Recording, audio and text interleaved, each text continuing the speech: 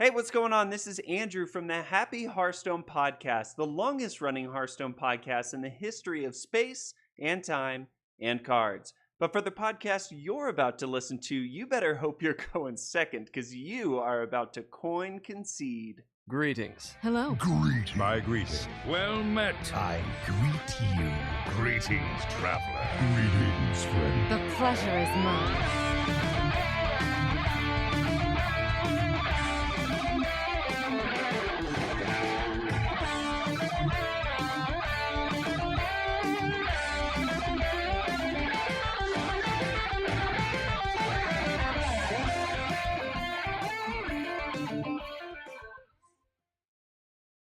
Hello, everybody, and welcome to episode 145 of Concede, a Hearthstone podcast dedicated to making the competitive side of the game more accessible to you. From the Maelstrom, Louisiana, it's me, Appa, and joining us from Gadgetzan, New York, it's RidiculousHat. How you doing, Hat? Help! I've been abducted. I'm no longer the anchor of the show. Send help! I got a new mic, so I wanted to try doing the intro and the anchoring stuff. So hopefully I sound good to all you people out there in the podcast universe listening to me serenade you over the airwaves. Appa, I want to point out you do sound great, but this episode actually has 2 new mics. Oh my god. That took me a second. That took me longer than it should have. Segueing from the ridiculous statement Hat just made, we have joining us from Black Rock Mountain, New Hampshire, it's Mike Lowe. How you doing, Mike? What up, y'all? It's your boy, Prescription Lowry. Just got my tooth pulled today. Prescription Lowry. I feel like that should be your new battle tag. And joining us also from Karazhan, California, it is Botticus. Hello. So, I don't have a good intro this time. You don't have a good intro. Just hello. So we have a really fun show, I think, this week, but it's also pretty packed. So let's just get right into it. Concede is supported in large part by you, the listener. So if you'd like to find out how you can support us and receive rewards in return, head on over to patreon.com/CoinConcede. We're actually in the process of revamping our patron rewards. Nothing's really going away, but we're kind of trimming some fat and kind of tailoring each reward tier to what the patrons in Discord are looking for. So for our current patrons, look for a message this upcoming Saturday. That should be the 21st. And yeah, so keep a lookout for that, and let's get into it. So first up, Mike. Yeah, what's up? For those who might not know you, give us a little bit of background on who you are, how you got into gaming in general, how you got into Blizzard games, and then how'd you get into Hearthstone? All right. Yeah. So for those who may not know me, I've been playing games since I was about 4 years old. My aunt got me into video gaming. My mom has 2 sisters, so there's 3 of them on that level. My aunt from Boston, she was the one who was into video games, and my mom, my other aunt, really weren't. So I'd always stay up really like late night, 3 or 4 in the morning, playing like the original Super Nintendo Mario World, trying to save Peach from Bowser. That was my first memory of video games. Good times. And then I've been living in New Hampshire about over 20 years now. The way I got into card gaming, I used to play in a lot of Yu-Gi-Oh tournaments, a lot of Dragon Ball Z tournaments. This is like 2002, 2003. And then over time, like, what is the other card game? Legend of the Five Rings, Yu Yu Hakusho. There's a whole bunch of different card games, and obviously Magic. Cinder was teaching me Legend of the Five Rings a few months ago. That game is super complex and really interesting. It's awesome, man. Yeah. Like learning as a teenager, like, I don't know, I guess I was kind of different from most, but like, it was a really fun game. Just like, I kind of think that way, just like more strategic. But that's what kind of kept me in card games. And then for Hearthstone, I kind of got lucky. I had a friend, Matt. He's a WoW player. He's like obsessed with that game. And we'd always play Magic. Like on Saturday nights, get a group together.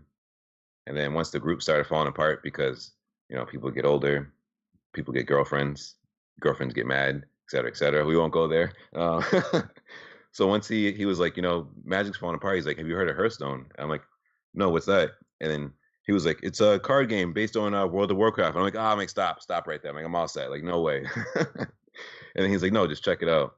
And then obviously completed the introduction, got all the classes done, got all the cards.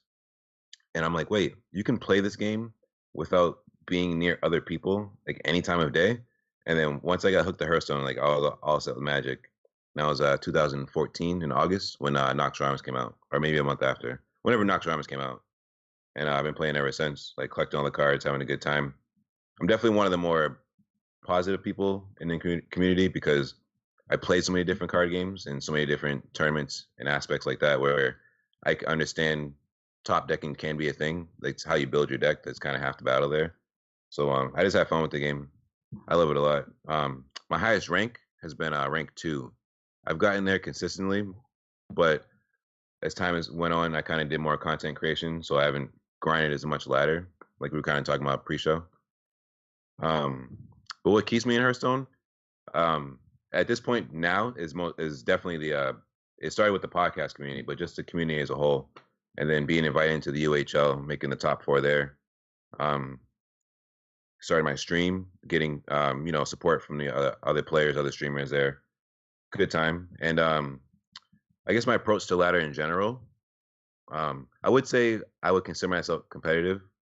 When I get to a certain rank floor, I think I get bored with what I just played previously, So like if I race with aggro, I think the next rank floor I'll play control. So some decks might come off Mimi or whatever, but just to clarify, more competitive than Jokester. You said you played in a lot of Yu-Gi-Oh tournaments back in the day. Yeah. And I think that is the case for a lot of people, maybe not necessarily Yu-Gi-Oh, but I know Cora played a lot of Pokemon, Hat. Yeah, that too. I forgot. Yeah. We all played Magic, and I think Hearthstone is like the perfect culmination of like all of these games put together, like Hearthstone, Pokemon, Magic. So like people who come from competitive backgrounds there generally tend to do fairly well, at least in my experience in Hearthstone. So I think it's really cool that you've kind of taken the competitive, I would say, drive maybe that you had in the past and applied that to Hearthstone, because you did do really well in UHL in your first season. And thank you. It's also nice to see that you don't pigeonhole yourself into one specific strategy and you switch around. And I think that is definitely a benefit, more of a benefit than a detriment, as a player is learning different things. So it's also nice to definitely follow you on Twitter and see how positive you are all the time, because sometimes I'll even be having days when I'm laddering, like I just feel like I'm slamming my face against a brick wall. I'm like, man, this really sucks. And then I get on Twitter, Mike Lowe's just like, sky's blue, grass is green, everything's great, I love everybody. Hearthstone's awesome. And I'm like, you know what? Exactly. Hearthstone is awesome. Yeah. Yeah, man. I can't think of too many situations where I would lose a match in the playoffs and be eliminated from a league, and then talk to the person who beat me for 2 hours after. Dude, we lit 2 hours and 15 minutes. Don't cut me short. Yeah, we definitely talked. It was awesome. I just want to say, not that I didn't expect this from Hat, but like that 2 hour and 15-minute conversation, I've learned so much like ever since then. Like if anyone ever gets a chance to talk to RidiculousHat one-on-one, you should definitely do it. It's a total like different. I think I said this to you, Hat, in that conversation. It's like a totally different aspect from like watching you on Concede or talking through DM or Twitter. I don't know. It's just a total different experience, and I appreciated it. Likewise, man. If they didn't cut me short every week, I would talk for 5 hours on the podcast. Like 2.5 hours is short for the amount of stuff that we could talk about like all the time. Yeah. We can talk about Miracle Rogue Mulligans for 5 hours. We actually could. I'm pretty sure, and we would get from that. And we would get nowhere, as we seem to be getting with that conversation. But everybody seems to like it anyway. There is a new hashtag, and I believe the hashtag is hashtag usually keep prep, except sometimes, but more than Botticus. That's the new hashtag. I think it should just be you should keep prep an appropriate amount of the time. An appropriate. If I taught you nothing else, Botticus, I'm still proud of you, even if you're wrong about this. That was good. Botticus is making puns and Appa's anchoring. What do I do now? Should I just go? Oh my gosh. Like, I don't understand. We'll tee you up for the tournament section. All right. I'm ready.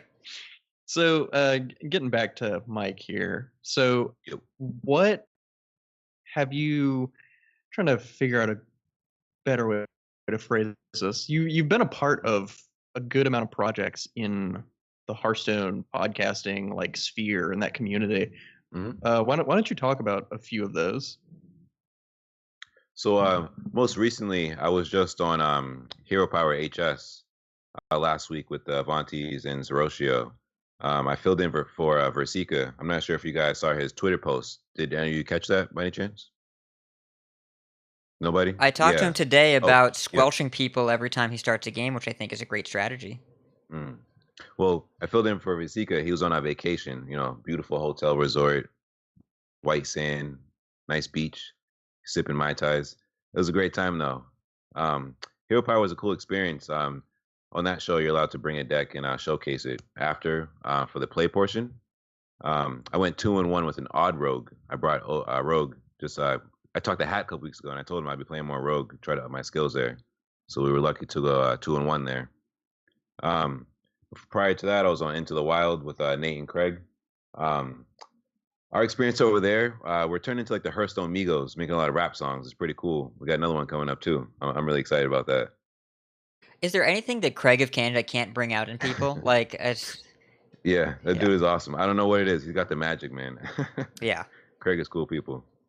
In the past, I was on other shows, but what I'm most excited about is starting a brand new podcast with infamous Ziggy Sarah. Have you guys heard of her? On occasion. On occasion? Okay. Well, she's up and comer. She's on the rise. No, I'm just kidding.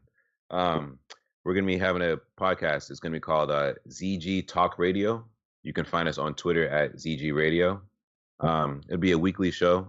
First episode will be coming out, July 30th, that Monday. So we'll have 2 shows out prior to the new expansion. Podcast will be focused on connections, people in the community. We're going to look to branch out more than Hearthstone, but that's obviously where we're going to start. Mainly a podcast about friendships and gaming, because without that, the world's a sad place. And I think we all could agree on that, maybe. Yeah, that sounds like a really cool concept for a podcast for sure. Like, speaking of getting to know people in the community, I think our first non-Twitter interaction, like us talking, not in person, but like to each other directly, was actually after Cinder and I cast your UHL match.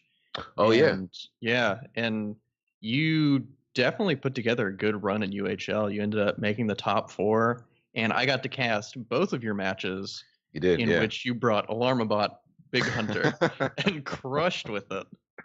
So what was that experience like, getting invited into UHL and then making such a good run? It was crazy. Time flies really fast. At the point in time I'm in now, I feel really comfortable with everything I'm doing. I'm not really nervous anymore. Whether it's like being on the podcast, streaming, stuff like that, where I used to like psych myself out and be so afraid to hit start stream or accept an invite to a show. So back in like December, around Christmas time, do you remember when like people were just like gifting packs left and right out of nowhere? I'm not sure what started that movement, but in total, I received like 28 packs. I don't know why. I don't know how. I'm so thankful. Yeah, man. I don't know if you guys remember that. Whoever started that around Christmas, they were just like gifting packs out. Storm Rage. It was Storm Rage? Yeah, from Blizzlet. He kind of started that whole thing, and it was, I think he won a contest. Mm-hmm. I wish I knew the podcast that put on the contest. I want to say it might have been Tier 5.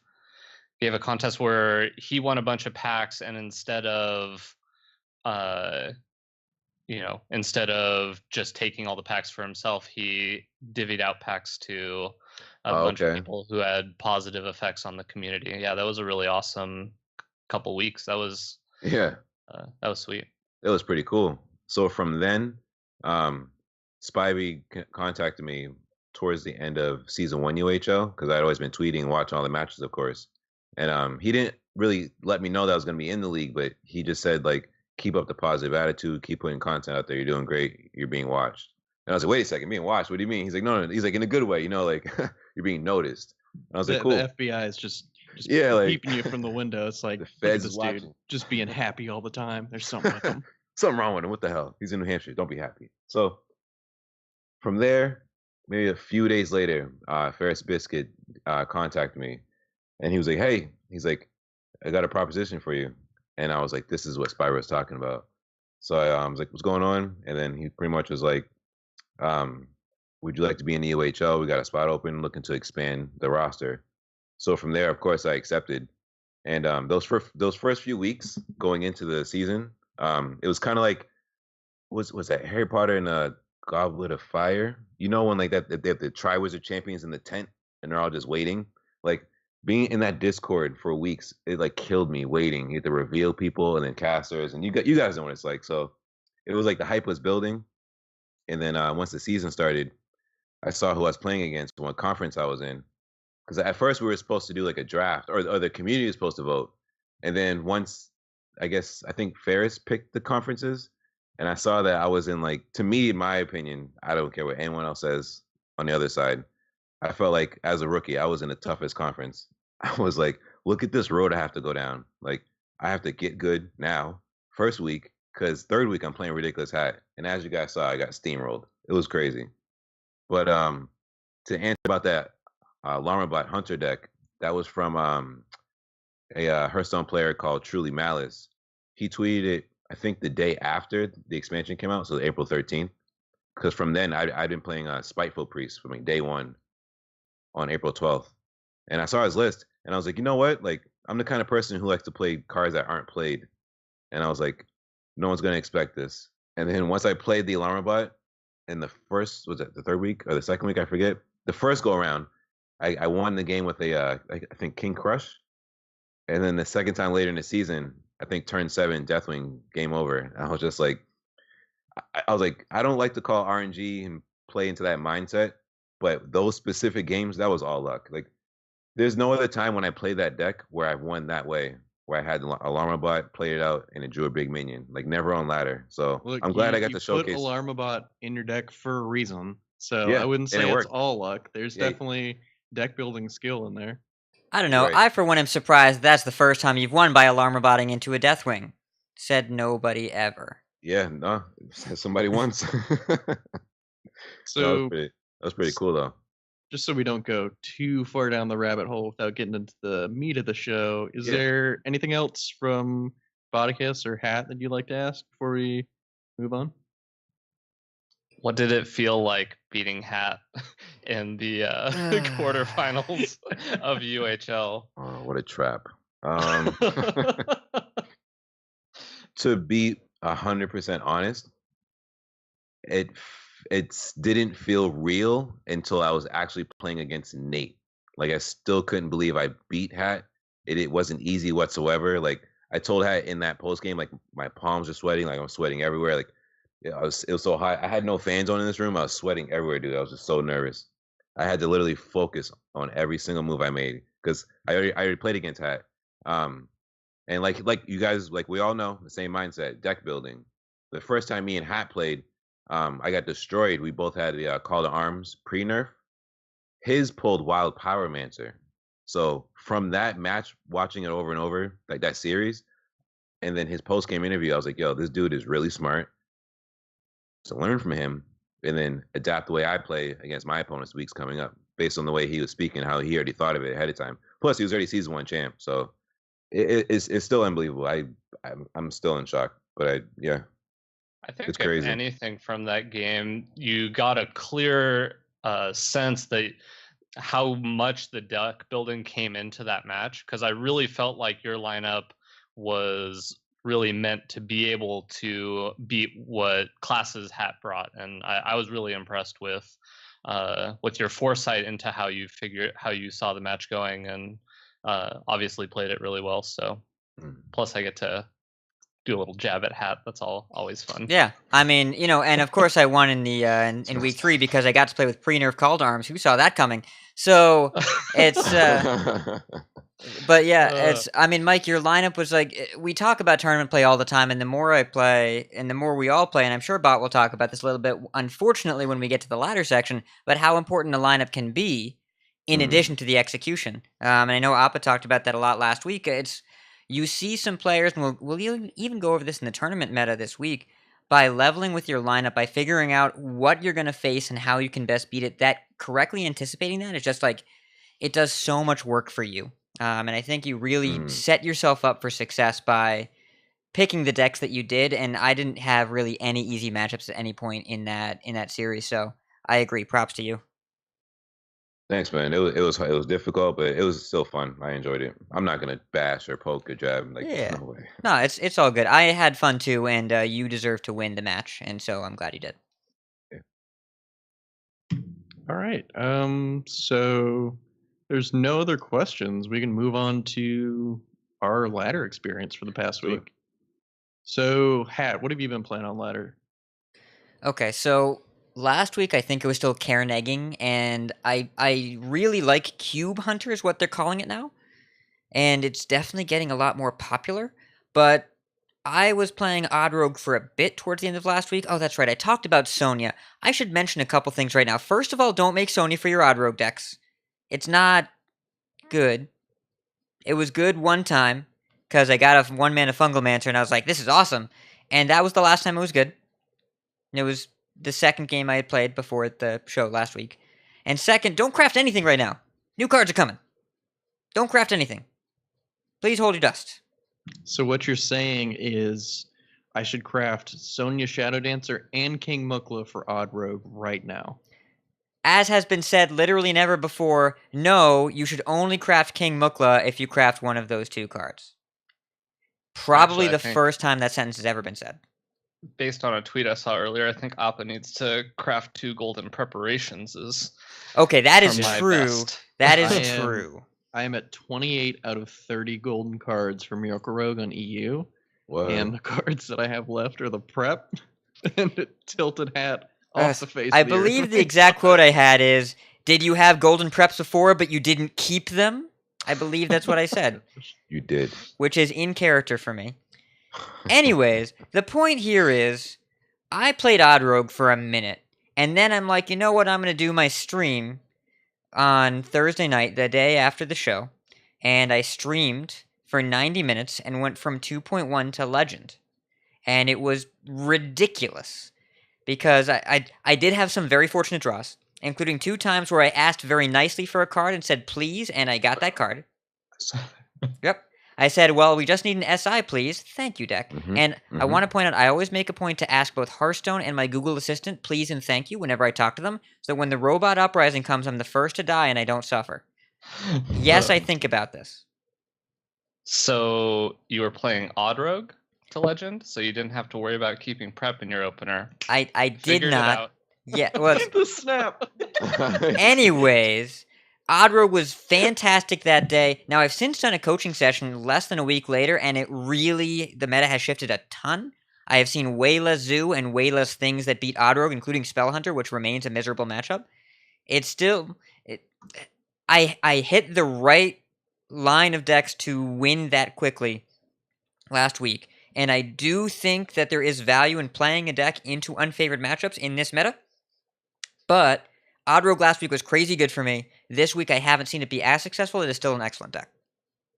Playing a deck into unfavorable matchups on ladder is basically my entire experience on EU. I've played against an unreasonable amount of hunters with spellstones in them since I started this season. I don't have deck tracker on my phone, and that's usually when I'm playing on EU, is when I'm laying in bed before I go to sleep. But I would wager that 50% or more of my games have been against Hunter on EU. I'm like, what is going on over here? Quit making 3/3s. I can't win. There's with Spellstones, nonetheless. That's I could see if it was 50% Hunter. Well, maybe not even that many, but if they had eggs in their deck, maybe some of them at least. Nah, they just go like turn 1 nothing, turn 2 Wandering Monster, turn 3 Eagle Horn, turn 4 2 Secrets, turn 5 you're dead because I have 4 3/3s. You're cold to these. Yeah. Yeah, that's my experience on EU right now, and I'm still just jamming Miracle Rogue. I mean, I'm still above a 50% win rate. It's just really, really slow getting to Legend. And on NA, I'm bouncing around between a lot of different stuff. I know last week on the podcast I said I was playing Egg Hunter, and then I switched off to Odd Paladin, and I switched off of Odd Paladin onto Shutterwalk Shaman, just because I was looking for a little bit, not easier games, but I was actually looking for more complex games, because I was looking for more like game planning and like interesting turns. I really like the way Shutterwalk plays, and I'm bad at it, so learning it's a lot of fun for me. And I'm at rank 2 with that right now. I might just play it to Legend, because I mean it is a very good deck, and at least in my opinion, it's a very good deck. And it's a lot of fun, and it's very hard, and it's a control shaman deck. So, what's not to love? I can relate to being terrible with that deck. I can't relate to having fun with it, but I can relate to being bad. And on Asia, I have Heal Zoo pretty much all crafted, and I'm gonna stream from 25 to Legend on Asia. But I'm waiting to get my work schedule. I think I'm getting that tomorrow on Thursday. So after I get that, I'll be able to like plan streams out and stuff and fit in streams whenever I'm not working. But that's kind of how my week's been. I haven't really made too much progress or done anything exciting. I'm just kind of relaxing and enjoying this super diverse meta. Well, speaking of being terrible at Shutterwalk Shaman, let's talk about Oakland. So I was at HCT Oakland this week, and thanks to Appa and a little bit from Deck Tech and some from Red Knight, I had actually a really good lineup. The way we'll talk about the tournament meta later, but I brought, I really wanted to bring Malagos Druid, and so I also thought that Shutterwalk Shaman would be fairly well positioned, and we were kind of theory crafting what decks could go with that, and we came up with Death Rattle Hunter, which was mostly Appa's idea and ended up, I think, actually being a really good choice. And then the last spot was pretty contentious, but we went with Quest Warrior, and it got banned twice. And I only played 2 matches. Spoiler alert. So, I think that ended up actually being a pretty good choice. But the first round, I queued into a pretty favorable lineup. Basically, my lineup was trying to beat up on any Control Priest, Taunt Warrior, or Big Spell Mage, and my opponent took one look at my lineup and said, "Oh God, what rank are you?" And since I was already in Legend, he was like, "Yeah, I just can't. I don't think I'm going to be able to win this. It's going to be really hard to win this." And got to a point where I had won with both. He banned my Taunt Warrior. I got to a point where I had won with both of my my Malagos Druid and my Recruit Hunter. And so he had Big Spell Mage left, and he's like, "My Big Spell Mage is never going to beat your Shutterwalk Shaman." Turns out, if you play it really poorly, you can win pretty easily. And I'll kind of simplify it down, but basically what happened is I got caught up in a thought process on a line that I wanted to take, where I was at 10 cards in hand, and I had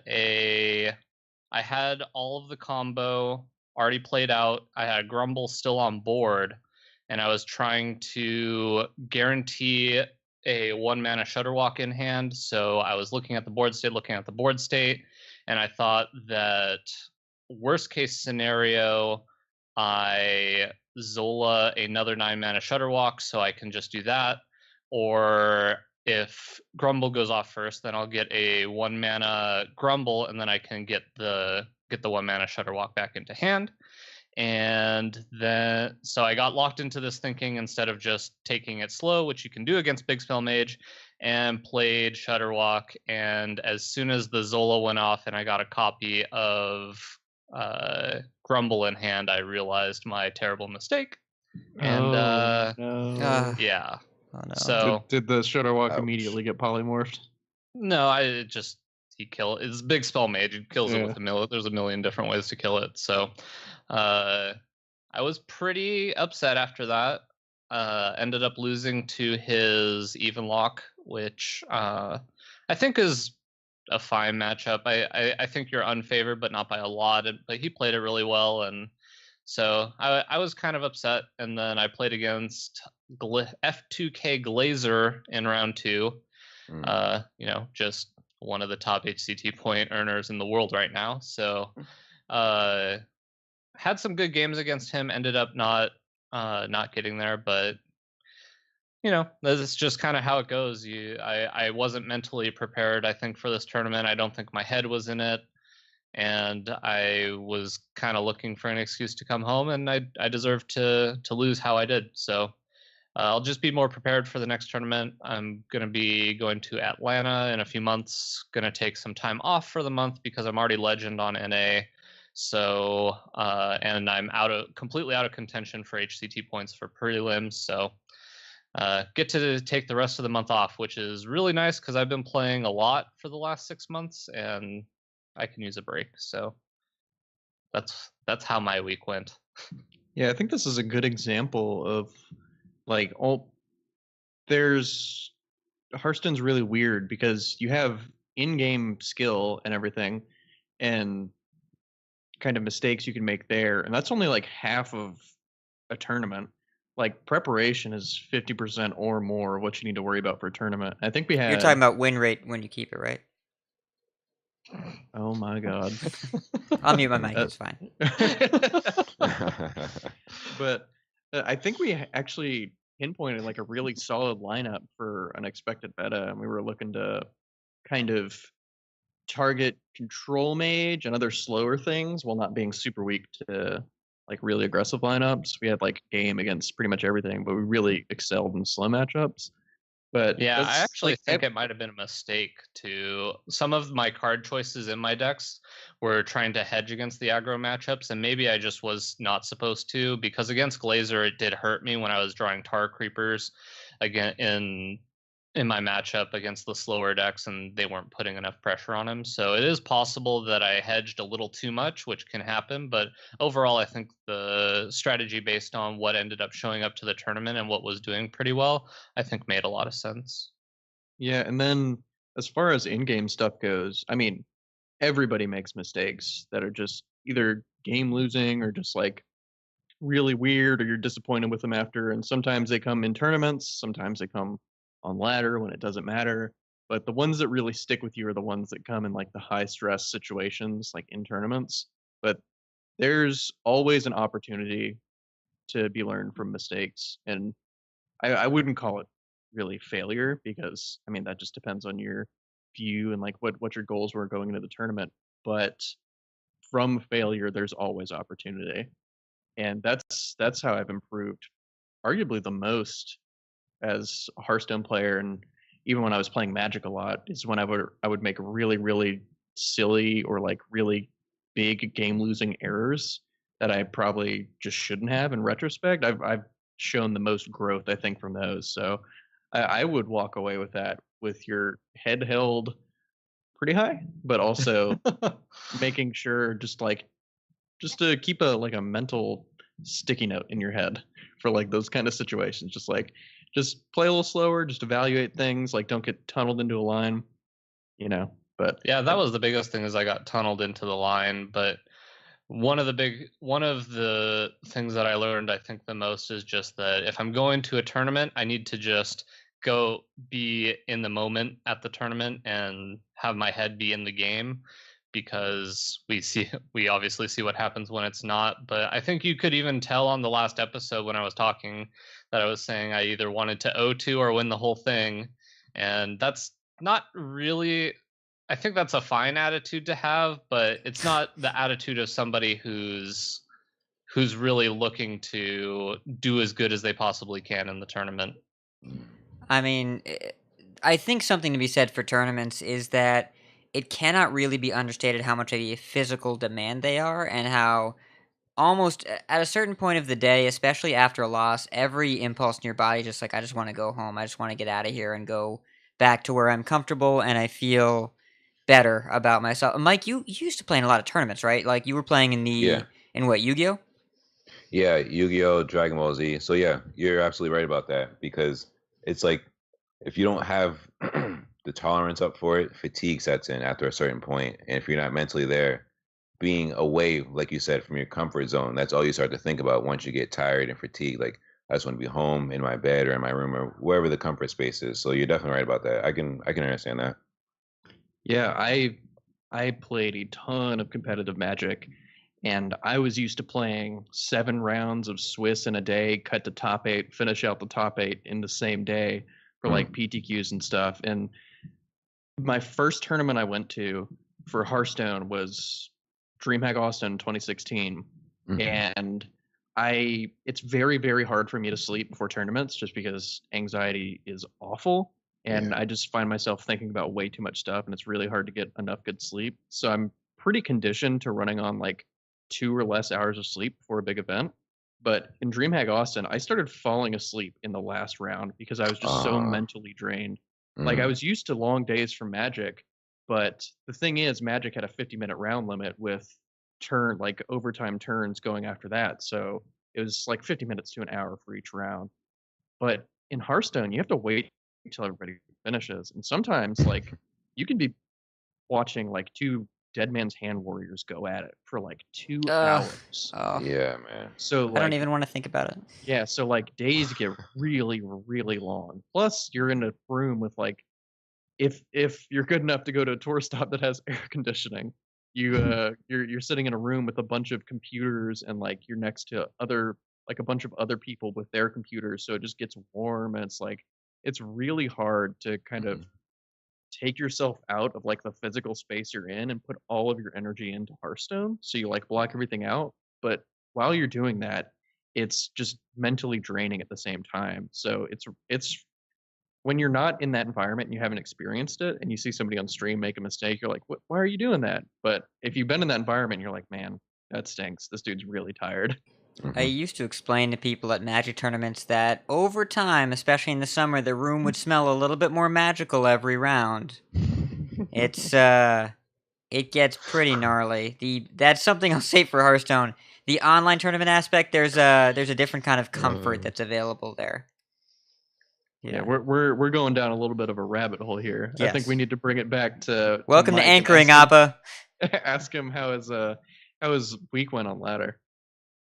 Oh, so my past week, I'm kind of getting bored with the decks that I'm playing. Even Lock, Taunt Druid. I was playing some Miracle Rogue, playing some Odd Rogue, kind of getting bored there. I was thinking about playing. Is there this might sound stupid, a big Spell Mage / like Giants Elemental deck or something like that? It popped in my head today, but I don't know if there's a deck out there for it.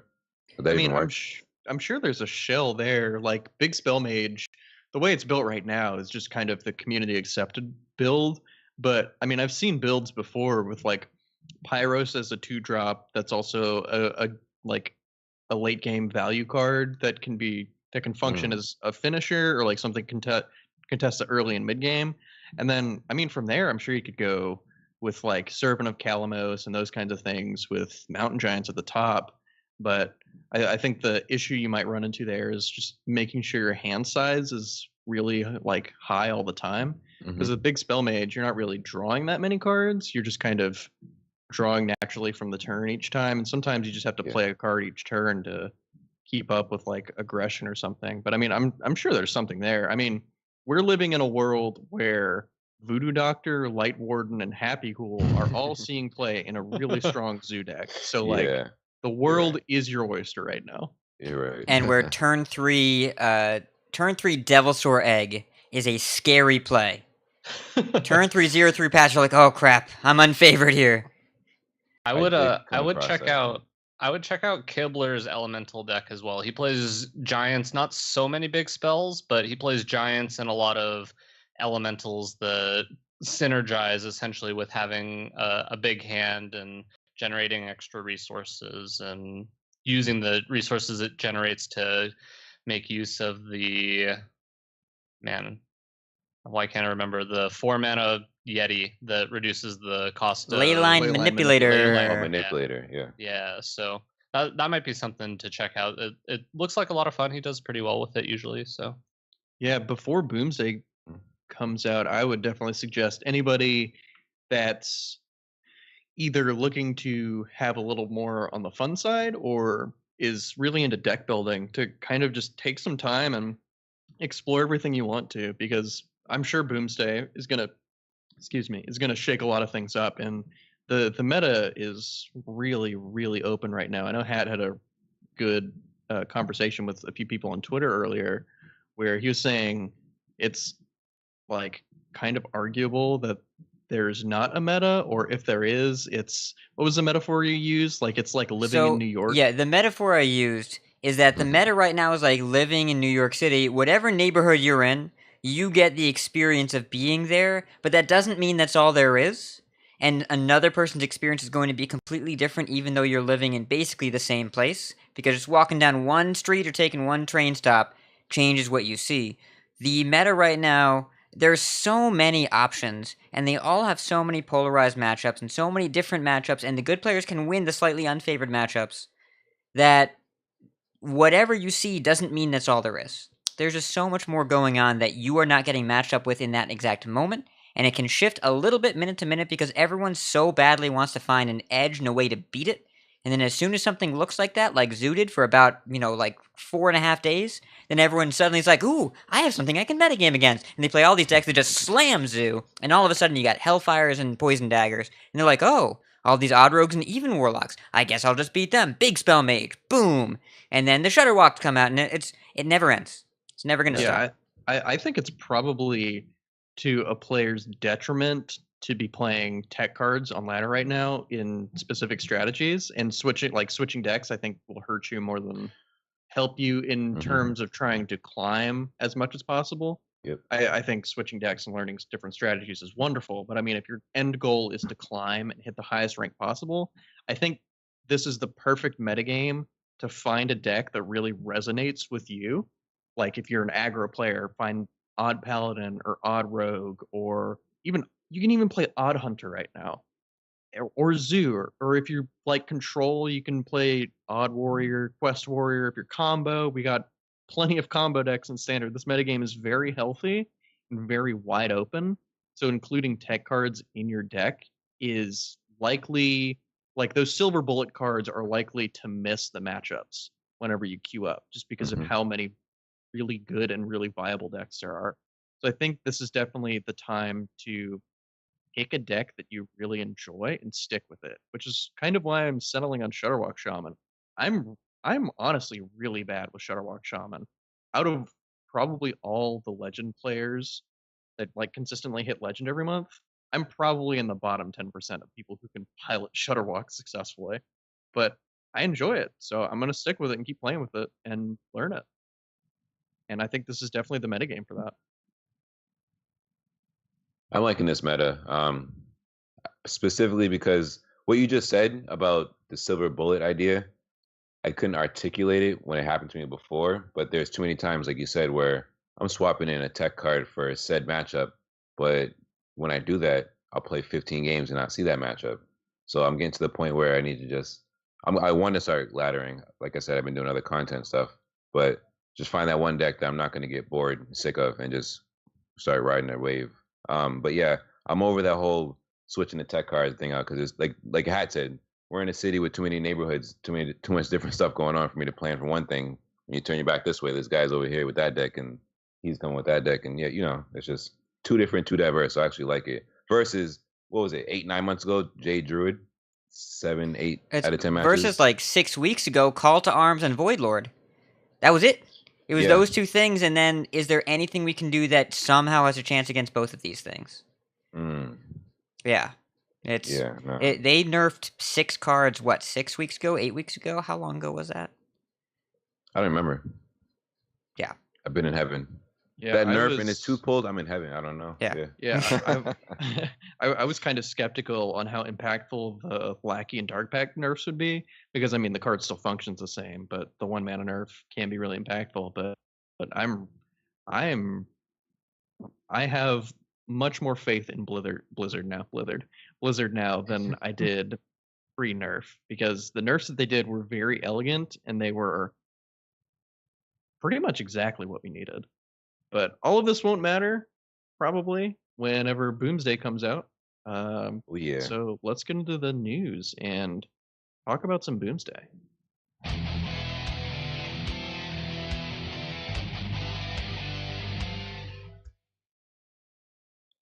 All right, so this week in the news, we have a ton of news, but I want to go through it quickly because we have so much awesome stuff to talk about in this episode. So slow me down, one of you guys, if I'm going too fast through a subject you want to talk about. The first note is actually going to be an addendum to last week. Something that we didn't discuss is that the pre-purchase bundle are actually going to be available until August 30th. Yes, you heard me right. I did not get the incorrect month. Until August 30th, you can buy one of the pre-purchase bundles, which means that after Boomsday comes out, you can still buy the pre-purchase bundles. So if you're thinking that, oh, I want to get one of the pre-purchase bundles, but I'm not so sure about the second one, or you want to see how the meta kind of figures itself out before deciding whether you want to get one of the pre-purchase bundles, you can just wait. I think this is pretty awesome. I don't know that they necessarily have had a good opportunity to do this before. They obviously could have, but maybe it didn't make as much sense because you were either going to buy the pre-purchase bundle or you weren't. But this just gives a lot more options to people. I think it's something that also flew under the radar, kind of like I was talking about the Golden Legendaries seem to have flown under the radar, but now you can all kind of rest assured. Maybe you just buy the $80 one and see if you get the cards you want before buying the 51 as well, or either way. So I just thought this was a good note to put in here. I know, Mike, you had said this. You weren't actually aware of this, so I had no idea. So I thought it was gonna end. My guess would be like it's coming out on a Tuesday, so maybe like that Monday midnight or whatever. I'm not sure, but if it's gonna last until August 30th, I already plan on grabbing both anyway. But I think this is cool for the aspect of what you just said. People can kind of wait and see if they got what they needed. If not, purchase one pack. If not, get the other one or get both. Like it's a great thing, and I hate when good deals like this fly under the radar and they don't like promote it more. Like, why would you not promote how cool this is? I haven't seen it anywhere. Yeah, the window of time that they're keeping this open now, I was kind of getting a little nervous because I just started my job yesterday and I'm still doing like training and stuff. But just the way that my paychecks would line up before Boomsday came out, I was kind of getting a little nervous. So now that it's open till August 30th, I'm like, oh great, I have like cushioning to like save some money and have like some expendable income that I can actually justify buying these bundles. But for some of us, maybe buying the bundles before even the set comes out makes a lot more sense now, because they're, for the first time ever, Hearthstone is going to be doing pre-release parties. This is a pretty interesting development where pre-releases are, for those of you who didn't play Magic or Pokemon or many of these other games, are essentially when the set comes out before it actually gets released to the general public. So the pre-releases are going to be fireside gatherings where you can open actually all of the Boomsday packs that you get in pre-purchase bundles. There are going to be 2 different unique fireside brawls if you are able to make it to one of these. One of them is essentially pre-made decks that will let you try out some of the new cards, and the other one lets you do kind of mock constructed, where you can, all of the cards that you actually end up opening, you can use in that format. You can only play with the Boomsday cards at the fireside. You cannot, unfortunately, do this from home if you're not able to make it out to one of these. But overall, this is kind of an interesting little development. There's only going to be 7 locations in NA, 1 in Brazil, and then there's 20 in Europe, 2 in Russia, 1 in Thailand, 1 South Korea, 2 in Japan, and 1 in Australia. And they just updated a little statement about this because they obviously got a lot of feedback when this first came out. I'm sure there are a lot of people that are not near one of these locations and are not going to be able to make it, unfortunately. But basically, they said that they're hearing all the feedback. This is kind of a trial run that they're doing. They're putting it in all these major locations, see how the turnout happens, and then we'll hopefully be able to open it up to more innkeepers in the future. One is about 2 hours away from me, and I don't know if it's because of my outlook on Hearthstone right now, but I'm usually really, really excited about Magic pre-releases, and I'm not so sure about going to this one. One of the benefits of the Magic pre-releases, obviously, was that I had one about 10 minutes away, so it's not quite the same journey, and you can't play with the cards at all after the pre-release until the set actually releases. So I don't know how much actual use I get other than getting to open the cards early, but I know that there's a location near Hat, but it's on, I believe, a Saturday. So what are you thinking, Hat? Are you going to make it out to one of these pre-releases? So you say yours is about 2 hours away. Mine is it's about 10 blocks from work. So I do have to think about that. It's a little bit out of my way, a little inconvenient, but it's interesting that they have such a focused footprint this go around. It's obvious that they are just trying this out. And if you look at the page, there's a Meltdown is the name of the chain. It's French-based. It's an esports bar and cafe organization where they have a bunch of different locations, and that seems to be the primary partner here. There are a ton of Europe Meltdown locations, and there's the 2 Canadian locations, one in Montreal, one in Quebec, both in the same province, despite Canada being enormous. Kind of interesting that they only went with the 2 right in that area, but again, they're both Meltdowns. There's clearly some kind of collaboration here. The New York City one is from 12 to 4 that day. On Saturday, August 4th, I plan on at least stopping in. If nothing else, I can open my packs early. Even if you just go in and open your packs and then go, like, there's something to that, because then I get to decide how much more money to irresponsibly spend. So, it's 12 to 4. Usually my shifts on Saturday start around 3 o'clock, so I'll be able to pop in there for a couple hours and then just walk over to work. Won't be a big deal. So, I'm planning on attending. Awesome. So, how do you feel about this, Mike? Because it seems like you're pointing at yourself when I said this isn't exactly nearby everybody in the country. So what's kind of your take on this? Yeah, I was just assuming that there's none near New Hampshire. I think the New York City one is the closest to you. Yeah, so I'm in that percentage of people who won't be able to make one, but that's okay. I think it's cool, period, that they're trying this instead of just not doing it whatsoever and not trying any kind of event. Because if this becomes successful, it's a hit.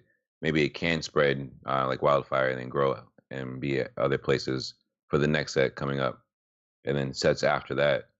I've never been to a fireside, but I've been to like pre-releases. I know the energy there is really hyped.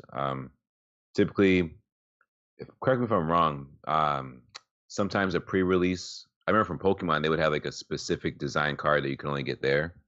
I think that'd be cool with Hearthstone, but I know the big thing with Hearthstone was like card backs, but I'm not really the biggest card back fan. But still, cool idea. I think it's awesome. Yeah, they've already kind of done something with not really a promo card, but Marin cards that you can only get from going to specific things like Nemsy. Nemsy, and I got Marin. Golden Marin from going to BlizzCon. Yeah. So there's kind of a precedence there, and it would be nice to see them do some stuff like that moving forward. But I mean, this is obviously just a trial run, and they don't want to like make it too big and get too many things like wrong to turn people off of it moving forward. So I'm glad that they're kind of condensing it and keeping it to like a certain amount of locations. And I'm really excited to see what happens moving forward. Yeah, so if anything, I might want to go to this just to get the experience of the first one that they're ever doing. But it is 2 hours, which is pretty relatively far out of the way. So we'll kind of see what ends up happening. But the next news item we have on here is Enter Boom Labs Part 2. So this is another one of those cartoons that they've been doing with Boomsday. I think these are awesome and really funny and really well done. I was hoping that all of these would reveal maybe a new legendary in each of these, but we didn't get that this time. But we did get a reveal of essentially a Neurotron version 2, which we will talk about later in the Dexplanations. We'll go over all of the cards that have been revealed pretty much in the Dexplanation segment. But if you haven't seen this video, go check it out. And then next on the list, we have the Boomsday Project, the card reveal schedule. So this is showing kind of just in advance when cards are going to be revealed. I don't know about any of you guys, but I combed carefully through all of these pictures looking for something that had a snippet from the Dr. Boom card, just so that we could see whenever Dr. Boom is going to be revealed, but I wasn't able to find anything. I don't know about you guys, but I did see on Twitter, Disguised Toast posted a image that had a bunch of card names in it with no mana costs, and the text was all blocked off, so you couldn't see any of the text. And I have a conspiracy theory here for all of those who are into conspiracy theories. I think that Disguised Toast always says, "Oh, Blizzard never gives me a card reveal because he does all of these things to go to Blizzard jail or whatever." I think they give this to him on purpose so that he can kind of tease it out like this and still get a reveal, while also still be able to have the persona of, "Oh, I'm the guy that finds all these bugs and does all these things that make people think I should go to Blizzard jail or whatever." But that's my conspiracy. But some pretty interesting names here, like this has got to be. This is the best name Hearthstone set in history, and it's not even close to being out. But it looks like the theme is the class legendary is going to be the scientist, and the legendary spell is going to be their stuff. Because you see in the tease, Luna's Pocket Galaxy. Luna was the mage legendary. You've got Flabadinus Floop and Floop's Glorious Goop, which is, again, best name set ever. So you got Floop and his Goop, which is totally going to be the name of a future episode. I'm going to go ahead and pencil that in now. And then the Stormbringer, that's, I forget the Shaman Legendary's name. We've seen her already. She doubles the spells as a battle cry. But that's her Stormbringer. And then you've got the hero card, Dr. Boom, Mad Genius. He's mad. Yeah, it's going to be interesting. I'm just excited. All of these new cards are coming out. I can't wait to see what they do. Start thinking about how good they're going to be wrong about the next call to arms. It's going to be fantastic. Anybody else have anything to say about release schedule? Any specific day that you might have seen a card art that you really want to know what it does, or just excited to see legendaries or new cards? I haven't really gone too deep into looking at the card arts to like dissect them and figure out what I'd like to see spoiled, but I am just excited in general. Like, reveal season's awesome. New set releases is some of my favorite time. Like, just in general, just feels like the holidays all over.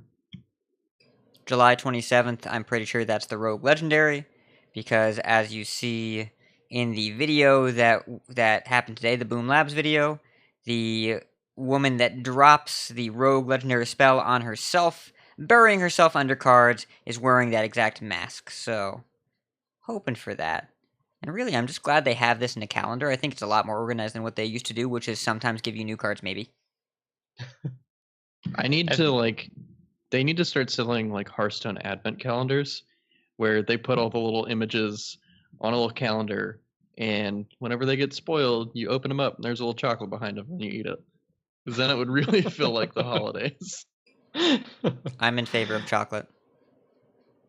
Well, speaking of holidays, the Midsummer Fire Festival has returned in case you haven't logged into Hearthstone and seen the long monologue that Ragnaros does at the start that will cause you to not be able to finish your quest on time if you try to play at 11 o'clock at night, 11:30 at night or whatever. But anyway, kind of benefits that are happening. You'll get double gold on your quests now, so make sure you're completing your quests every 3 days at bare minimum. Try to get as much gold as you can because a new set's coming out. We got to spend that gold on packs, so save up as much as possible. There will also be a Ragnaros related tavern brawl that should have come out today. I haven't had the opportunity to play it, and then this event lasts until the 30th. So Mike, I want to know thoughts on Fire Festival. Have you had the opportunity to play the tavern brawl yet? What's your opinions on double gold on all quests? Have you gotten any good high gold quests yet? You're muted, just so you know. Guys. Yeah. All right. I'm good? Yeah, you're good. I apologize about that. I got silenced. It was an Iron Beak Owl, I swear. So the highest gold quest I have right now, I think is Keep talking with me. It's fine. 150. No, it's all good. Is it a 150? I believe. Yeah, I think the friend 80 gold quest 168. Though you can do, there's a total dominance. You can get up to 200, right? That's the win 7 games any format, up to 200 gold. Yep. Yeah. So my quest bar right now, I believe I maxed out at like maybe 300 plus gold to achieve. My favorite one is was it play 3 dragons, play 5 dragons or whatever. That's an easy quest. It's the silliest one. I'm glad they took out. Wasn't it like play like 85 Murlocs or something like that? Oh yeah, Murlocalypse one. That's been a little while. That one's nuts. But I think the Fire Festival is cool because it keeps people engaged. You can get more gold as the month goes on, right before the set releases. So for those who don't have the cash to buy the cards, they have another way to do it. You know. But to me, it's a good time. And for Tavern Brawl, I did not play today because I got out of the dentist at like 1 o'clock. What's the Tavern Brawl today? I believe it's one that involves. It's one of those co-op ones where you have to kill things with mini Ragnaroses. Oh, gotcha. It's not really co-op. So what it is there's a 2/3 Ragnaros. He doesn't really have a mana cost, but he has 2 attack, 3 health. Mm-hmm. And then he's immune, and he switches sides every turn. And what he'll do at the end of each player's turn is he'll shoot off missiles at that player equal to his power. And then each time he kills a minion, he gets +1 power. So what I did, I have no idea if this is like going to be the dominant strategy or if it's even like a good strategy moving forward. But I just put like a bunch of cheap minions in my deck, played them all, let Rag kill them all, and then it hit my opponent for a lot over and over. Like I was playing Snow Flipper Penguins and stuff. My opponent died real quick. But yeah, he'll upgrade your WoW emote based on how many minions you kill in each run. I think once you get up to 60, whenever you press WoW, it has like a ton of fireworks and it's real fun. But I think going back to the gold and the quests and stuff, I think Blizzard has been really good about making the transition into Boomsday very new player friendly, because they've given just a ton of free dust and gold, which is really nice because that's where it gets really hard to be free to play is when new sets come out, because you need there's more legendaries, and the legendaries are fairly often pretty relevant in the new formats. So it's really nice that they're catering towards new players, and it's just nice in general. Like even if you drop money on the game, it's less money you have to spend overall on packs or less gold. So I'm really liking the direction they're going right now, and I hope it continues for future releases. It feels like a good balance to me. I think overall, I think it's a pretty good balance, and yeah, I hopefully I agree with you. I hope they continue in that direction. Mm-hmm. The next article I have on here is called "The Boomsday Project Lab Logs Part 1." This is another article, kind of like what they were doing with Witchwood, that gives a bit of background story, a bit of lore added in into the game. These are always cool to read. I haven't had the opportunity, unfortunately, to really delve into this one, but I have a feeling it's going to kind of introduce all of the different scientists that are coming out and really just give a better idea of what's going on in the Boomsday. Just kind of give you that lore section that so many of us really love. The next couple articles I'll group all together.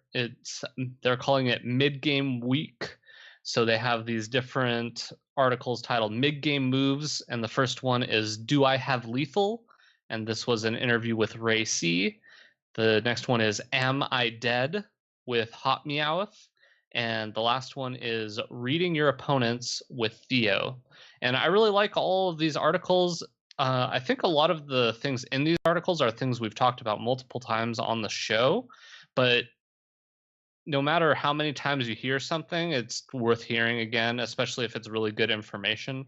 So make sure to check out these articles. I love how much Hearthstone is going through and going to a bunch of different pros and getting their input and really kind of interacting a lot with the community, making their faces and names more known to everybody, so that when you're watching a tournament, you're not just kind of, who's this person and why are they here and what are they about? So kind of makes the pro names stand out more to just the average person that might be seeing these news articles. I don't know if any of you really have anything to say about any of these articles, if you had a chance to read any of them. I think most of the information as I said, we've covered before, but smart people talking about concepts that are simple but not easy to execute are worth listening to.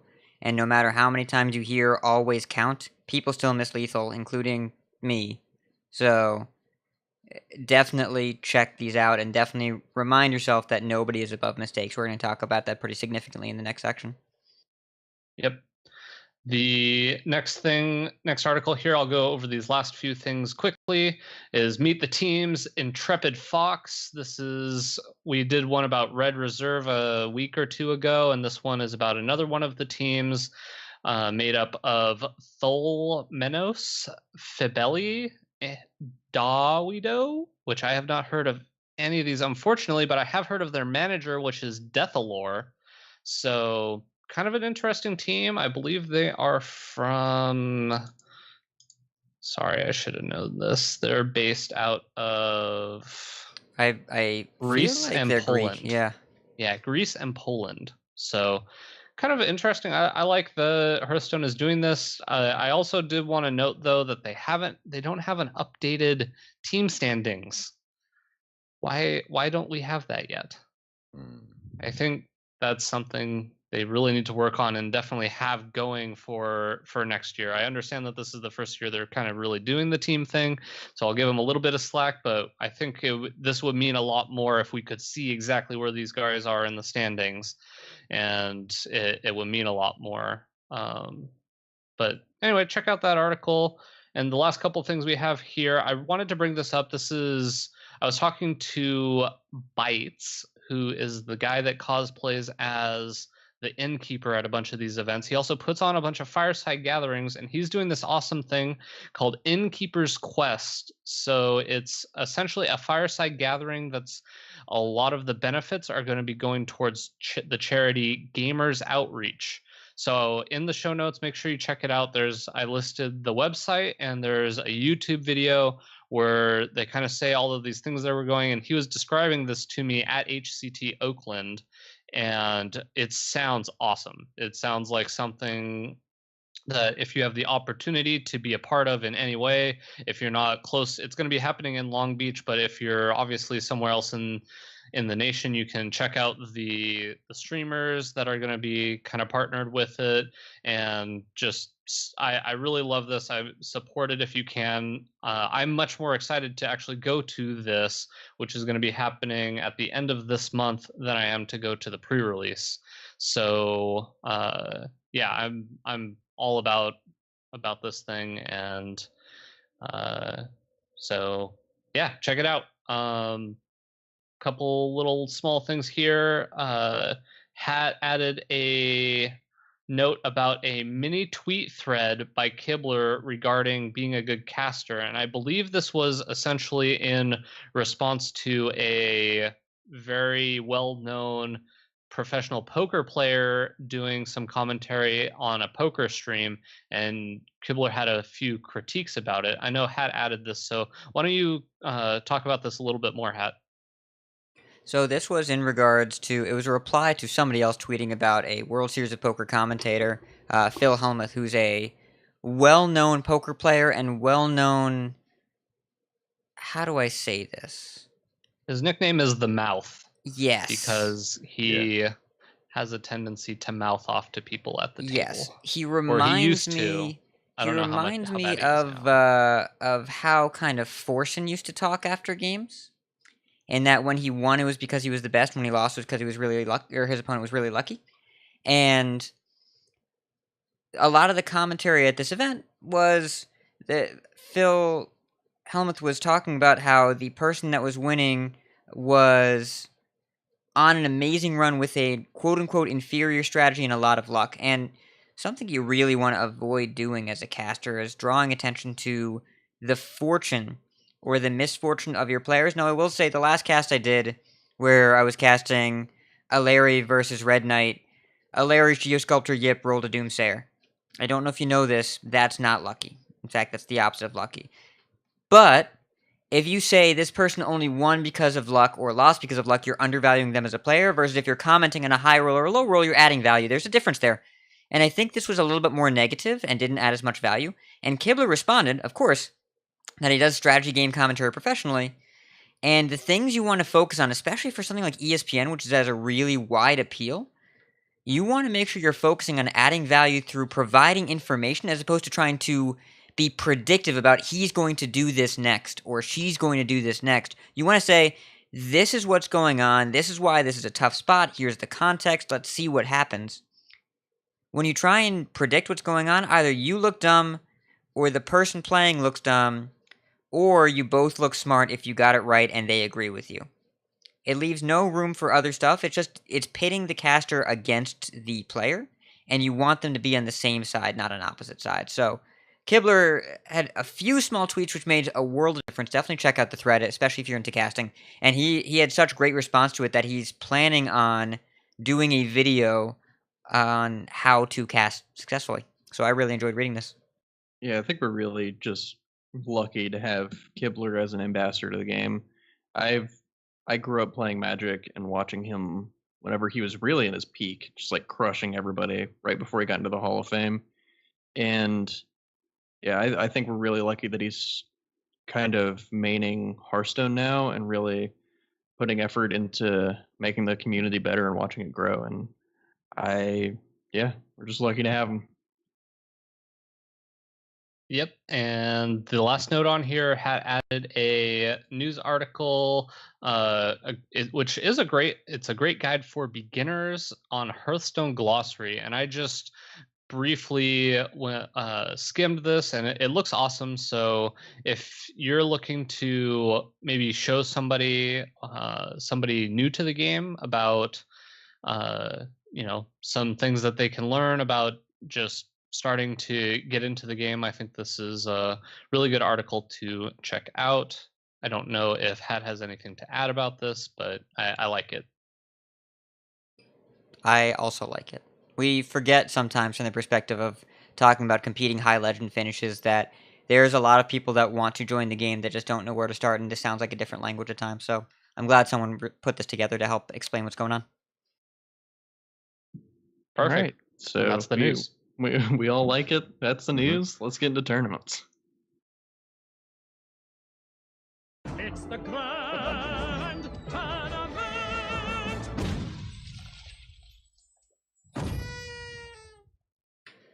For some reason I feel like I've been talking a lot less this episode. Let's make up for that. Oh, by the way, we have a new anchor that must be what it is. So, welcome to the tournament results section. I am your local auctioneer, RidiculousHat. Let's talk about HCT Oakland for a moment here. Let's talk about Tare.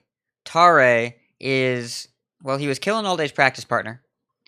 And Killing All Day did alright at the HCT Championships. Now Tare is like, hey, I'm going to go win Oakland. He beat Impact in the finals. Triton and Zaguios? Zaguios. The most creative pronunciation of that, tweet at the show, and I will say it on next week's episode. I'm going to go with Zaguios, but that's probably wrong. We're 3rd and 4th. Better Than, Bobby X, Sehun, and Kuonet were in the top 8. Loaded top 8. Tons of talent here. And I want to draw your attention to the meta. This is not the same meta we had last week, which was not the same meta we had the week before. Now, Mali Druid is still on top. In the top 8, we have 8 out of 8 players had Druid, 8 out of 8 had Warlock. Remember last week, HCT Italy, Warlock was down, everyone was targeting even Warlock. This week, things shifted a lot. Taunt Druid crashed really hard. Mali Druid is the new force on the meta that's pressuring the meta in a very, very different way. And you'll note, I'll go down the list here. We had 8 Druids, 5 Malygos, a Taunt, a Token, and a Big. Taunt Druid has crashed. The deck has started to fall apart in the face of more evolved strategies, and there's a lot of ways to beat it, especially with polymorphs and hexes running around in such large numbers, as well as Mali Druid just being able to go over the top. It doesn't care about your board, just cares about your face. So Taunt has crashed, Mali's really picked up. Warlock has grown back. There are 6 even Warlocks, 2 cube Warlocks. Every player had a Warlock, and they all had Life Tap and Control and Mountain Giants. There were 4 Warriors, was the 3rd most popular class, with 4 Taunt Warriors.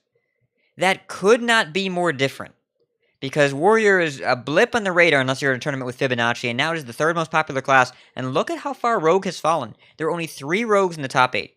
There's 1 Miracle Rogue, 1 Odd Rogue, and 1 Quest Rogue. You thought it was dead. You sweet summer child. It's still around. Look at how much Rogue is being targeted right now. That's the difference. When the Rogues are being targeted, and I maintain that Mali does generally beat Rogue flavors, that's when even Warlock gets to come back up. That's really what's changed here. And Shutterwalk also kind of struggled this tournament. 3 made the top 8. It underperformed a bit, but the players that had it played really well and built it a little bit differently. Priest, there were 3 Mind Blast Priests in the top 8. Only 1 Mage, it was a big spell. Only 1 Paladin, it was odd. And only 1 Hunter, and it was a Cube Egg Hunter. So as far as the Druids go, really, again, Token underperformed. Big is alright. Mali is what you'll be seeing. And the best lineup in the tournament? Mali Druid, even Warlock, Mind Blast Priest, Shutterwalk Shaman. If you recall, last week was Mali Druid, Odd Rogue, Odd Paladin, and either Big Spell Mage or Mind Blast Priest. What a different world we live in. 2 of those are the same if we look at Vardu's lineup from last week, but Even Lock and Shutterwalk Shaman over Odd Aggro decks, very, very different. Now keep in mind, the most popular lineup in the entire tournament, which was Mali Druid, Even Lock, Mind Blast Priest, and Taunt Warrior, was also, it had a 63% win rate over the course of the entire tournament. Usually the most popular lineup does not do that well. It regresses towards 50%. That's not what happened here. People correctly recognized, I need to shift to Control to beat all the Kill and All Day style lineups that were popular last week, and then smart people, like Tare and Botticus, brought lineups that were anti-Control. Tare, by the way, his winning lineup was a mile ahead of everybody else. Mali Druid, Quest Rogue, yes, Quest Rogue won a tournament in 2018, Shutterwalk, and Cublock. So far ahead, he had the read on the control nature of the format, and you don't want to be playing against any of these decks as Taunt Warrior. I don't know which one is the worst. It's probably Shutterwalk, but I wouldn't want to play against any of these. Now, in terms of card frequency, Lich King is still the most popular legendary in the format. Alex is not too far behind, starting to creep up there. Gluttonous Ooze is the most popular epic in the format, which is weird, but I guess people are taking out Twigs, and it has splash damage against Skulls and Unidentified Mauls, I guess, and Vine Cleavers, and I don't know what else. Daggers? It's alright against Daggers. And it's also just a 3/3. Like, yes. Break Glass for 3/3. Yes. And Twilight Drake is the most popular rare over Druid and Warlock class cards. Now, as far as games to watch, we've got a couple. They're very different. So let's make sure we start off with Tare versus Triton Game 2. This was Tare's tournament to win, but we want to talk about, even though his lineup was advanced and his play was precise, a player of his caliber can still lose even when he's so well practiced with these decks. Against Triton's Mali Druid, he was super duper well situated. Turn 5 Keleseth, ooze the twig when my opponent is 10 mana, completely control the board, get all my combo pieces right on time. Commanding position, the Shutterwalk's in hand is just ready to go. Just get some cards out of the hand. There's a Grumble in play, 2 Serenite Chain Gangs, and a Life Drinker. Triton plays a Spreading Plague, just to gum up the board, can't get rid of anything, and then innervates out the Naturalize and the Grumble. So Tari says, okay, I'm going to go down to 7 cards in hand, because I've got 3 minions in play, and I'm going to play the Shutterwalk, and everything's going to bounce back to my hand, right? Well, here's what happened. It looks to be that Trey's just shooting it out here, knows that even if the Grumble, goes first before all the Chain Gangs, which we could see it didn't, all these Shutterwalks would stick, and he would be in an absolutely fine position. Wait. No! It didn't bounce. It's gonna die. Because of the Sandbinder. He was at 6 cards. He calculated that there was 3 minions on board, so it wasn't gonna fill up his hand, but the Sandbinder activated first. Drawing the card, going to 7, filling up his hand, killing the other Shutterwalks. He had played a Sandbinder earlier that game and filled his hand with a Glacial Shard from his deck because Sandbinder triggered before Grumble, returning to his hand 2 Serenite Chain Gangs, 1 Life Drinker, and 0 Shutterwalks. And he took a game that he couldn't lose into a game that he couldn't win. It flipped really quick, the Shutterwalk died, and even though towards the end of the game we had a moment where Hagatha rewarded Tare with a Blazing Invocation, it did not get a Shutterwalk. And it was a great showcase of how a good player can lose a super favored game through one small mistake. Okay. I feel better now. Right? It's one small decision cost him an unlosable game. So, glad we could do that. And speaking of, well, I'm not sure this game will make anyone feel better. I don't even know if we call this a game. Here's what we're going to call this game. Clown Fiesta. I don't understand. I don't understand. This was Quachi versus PNC Game 2. I'm at a loss for words here. This is a bizarre matchup. Shutterwalk versus Overload, Snow Fury Giant, Ancestral Spirit, Lesser Mithril, Spellstone, Shaman, of course. But there were lots of decisions that we're going to use, in quotes, interesting. We had a clear mislethal that is not in the top 5 things that happened this match. There was a Snow Fury Giant that was played with Ancestral Spirit, with no other mana up, that was played into a Shutterwalk Shaman that had drawn 20 cards, had a full hand, and had not played a Hex yet. By the way, it got hexed. There was playing an Earth Elemental, followed by the same player in the same turn, then playing Volcano. As in, play my 5 mana 7/8, and then play Volcano, on a board that he also had 3 2/8s, that when they died, they went back to his hand, and a couple totems. It was strange. And we're not sure why. And the most bizarre part of this match, well, there were Quachi's pretty blatant visible reactions. He'd probably be a fun streamer to watch, but in a tournament environment, when Shutterwalk started to go off, he started yawning. He held up a notepad with that was Shutterwalk's battle cry dialogue, "My jaws that bite, my claws that catch," written on it, just waved it in front of the camera. And you think about it, him and PNC were at the same tournament. They were sitting probably 5 feet across from each other. And this dude just putting on a show for the camera. It was, let me play you what Frodan said. What am I watching? I literally have no idea what I'm watching. Will, interpret this madness for me. I think his mindset. Like, so, Appa and Mike, I know you watch it. You were there. What happened? I was not there for this match. I was driving home, but I did watch it. And then after this game, Quachi, who was BMing the whole time and of course lost to the Shutterwalk, queued up a banned deck, DQ'd the last game, and 0-3'd. Why? I think he went 6-3 too. Yeah, but somebody to help decipher this. Mike, you watched this. What did you see? I have a tendency to ramble, so the only thing I want to say is I don't understand why he didn't copy the spell damage +1 and boost up those 2 0 mana lightning bolts. I'm not going to ramble. I'm going to shut up now. Of all the people in this podcast that need to stop rambling, you are like by a distant fourth. Yeah. A distant fourth.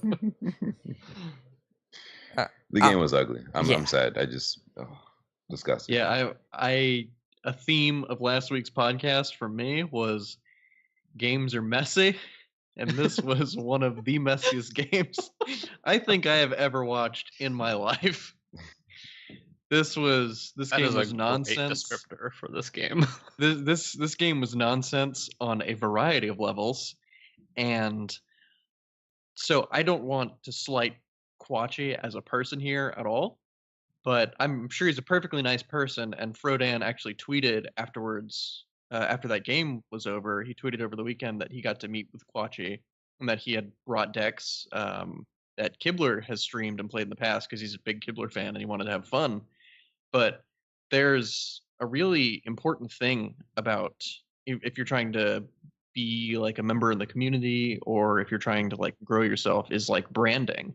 And part of that is how you present yourself to other people and how you present yourself on broadcasts or on social media or whatever. And Quachi did himself no favors with the audience. There were tons of people who just immediately hated this person and because of how he was acting on camera and his demeanor and what he was doing. But yeah, the misplays that he made were definitely kind of exacerbated by the fact, I'm not even sure that's the right word there, but they were kind of highlighted by the fact that he was being so kind of blatantly obnoxious on camera. Like it, and coming from somebody who loves Overload Shaman, who just loves silly control shaman decks in general, especially Crusher Shaman when you play Earth Elementals and your Ancestral Spirit them up, this was extremely painful to watch. There was a point in the game where Quachi had a fully upgraded Spellstone, and for those of you who don't know, and probably for good reason, what the Shaman Spellstone is a 7-mana card that says copy a minion. When you upgrade it, you upgrade it by overloading it, and when you upgrade it all the way, it summons 3 copies of the minion. So the combo with the deck is Snow Fury Giant, reduced to 0, and then you Ancestral Spirit it, and then you copy it 3 times with the Spellstone, and then your opponent's dead because you got 4 massive boys that they can't deal with. And he had this combo available to him, not the current turn that he was on, but the turn after, because he was overloaded.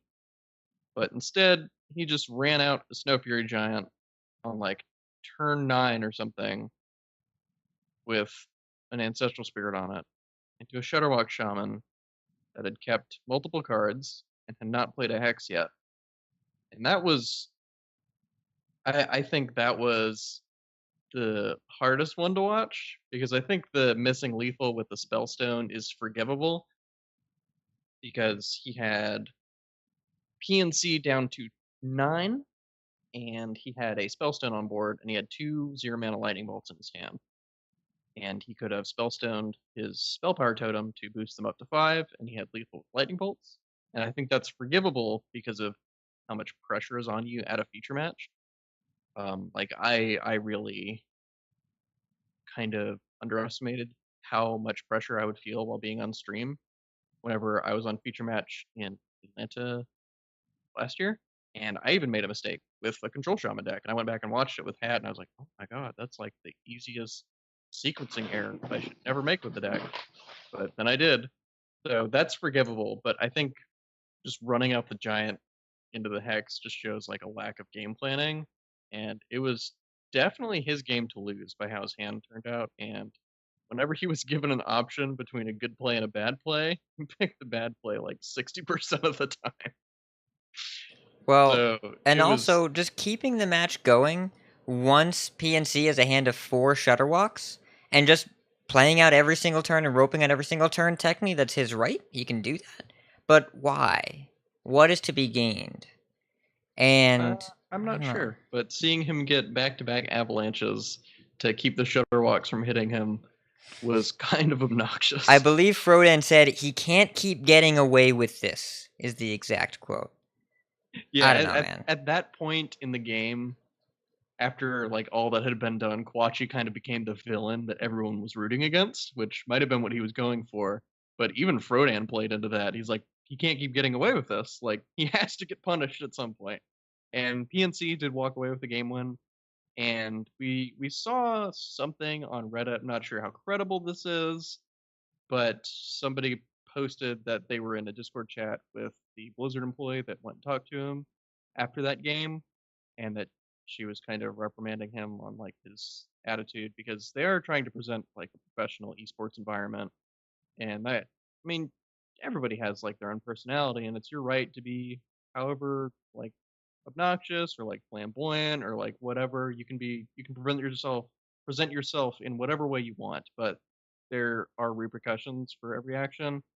So what the Reddit comment basically said was that Blizzard employee came up, was reprimanding them, and then while she was doing that, he queued up his banned rogue deck, and then he just got a game loss for that, because that's an automatic game loss in a tournament.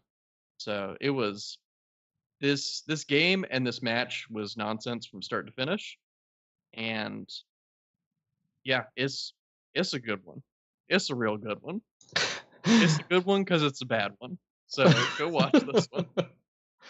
So some of you might remember the Coco Sasa debacle a while ago about memeing or whatever you want to say on stream. And there's those levels of BM, and then there's Quachi's levels of BM. And I don't want to really get into everything about what was happening, because obviously the two situations are somewhat different, but just the amount that Quachi was doing felt way too excessive. It was like whenever I was watching him, I had the thought of, this is the physical embodiment of Twitch chat on camera right now, playing Hearthstone. Yeah, the casters did say at some point, Mike, if you're talking, you are muted, buddy. I can't hear anything you're saying, and I hope your mic didn't... Patron audio break. Hi, patrons. How are you? No one else is ever going to hear this. Mike is fixing his microphone again. Mike, can you make sure Audacity's still recording for me? Yes, it is, sir. Okay. And it heard you just say, yes, it is, sir. Yeah, that's actually a problem I had with my snowball for a little bit. Was I think it might have been something in the wiring in the cord, but it would cut out randomly, and I'd have to disconnect and reconnect. Yeah, it's the snowball, definitely. Yep. If that has a detachable cable, I would recommend replacing it, because that sounds like the problem. Where were we? We were talking about something. Mike was saying something. Oh, yes. So the casters actually said after Quachi started like visibly reacting to Shutterwalk in a matchup that he was going to win about 0% of the time, I think it was Will Scarlett that said, I bet that Quachi later is going to go on a tirade on Reddit about how unbalanced Shutterwalk is. And I don't necessarily... That was my favorite meme from that match. I don't always give into the Reddit is a horrible place stereotype, but in this particular case, I enjoyed that comment very much, because Quachi was straight up heel. Straight up heel the entire time. And if you don't understand that term, we can talk about wrestling. I just like the Frodan's reactions and his level of voice, just the way he was. The whole thing was just funny. Like he kept me involved. He's like, "What's going on here? This can't be real." Like, oh yeah. As far as games to watch, this was one of the top casting performances we've ever seen. Yeah. Gave the casters room to really play in an unfamiliar meta. Yeah. So I was fine with like the whole like, I don't know, like BM and just like gestures and everything that was going on, because I thought they were like in booths or something, like across the room from each other. Like, oh no, they were on a stage in the middle of the room. Yep. They zoomed the camera out after the game was over, and I was like, "What? What are you doing? That's so rude." Like it's like never in my wildest dreams would I dream about sitting across from PNC and miming my jaws that bite, my claws that catch at him. I would feel like such a jerk. Rude, just rude. I just so all I gotta say is he was a character and he stuck to it. So it was entertaining to watch. Yes, that is why this is in the games to watch. but it's a good one to watch. It almost didn't make the episode because I didn't want to highlight it, but then I watched, like, there's no way we can not talk about this. There's just no way. So that's our tournament section. The HGG, the global games are on, well, they started yesterday. So we'll be covering those every week. HCT Tokyo's coming up in 2 weeks.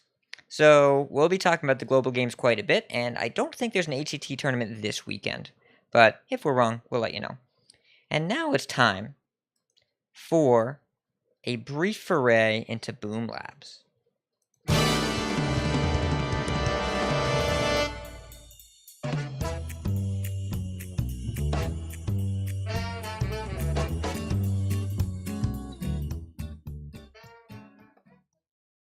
So, Dexplanations this week, like the next 3 weeks or so, is just going to be new cards. And I think how I want to kind of structure this one is I'll just go through and read and basically say what's on each card for like a little glossary. And then there's something I wanted to talk about Magnetic. And then after that, I think we can talk about what like our impressions of these cards and kind of tie in last week's explanation of quadrant theory into kind of dissecting where these cards are in the different quadrants. But I think I need to go through and read these and then talk about the magnetic bit a little bit in general before we get to that. So the first card that got revealed, I believe this was in the Boom Labs video. Or no, Nope. this was in the the logs. article. Yeah, this was in the logs. In the Boom Labs logs. It's Menacing Nimbus. It is a shaman card. It's a 2-mana 2/2 elemental with Battle Cry. Add a random elemental to your hand. Okay. So typing something in the show notes. These next 5 cards were actually revealed in the dev chat with, man, I forgot his name, but I watched this video too, and it was an interesting Thomas Chang. Thomas Chang. It was an interesting video where he was talking about Magnetic and kind of where the mechanic came from and the feel that they were going for, and why Magnetic is super awesome and flavorful, and why it's my favorite mechanic because it attaches to one of the magnetic poles because the other one repels it.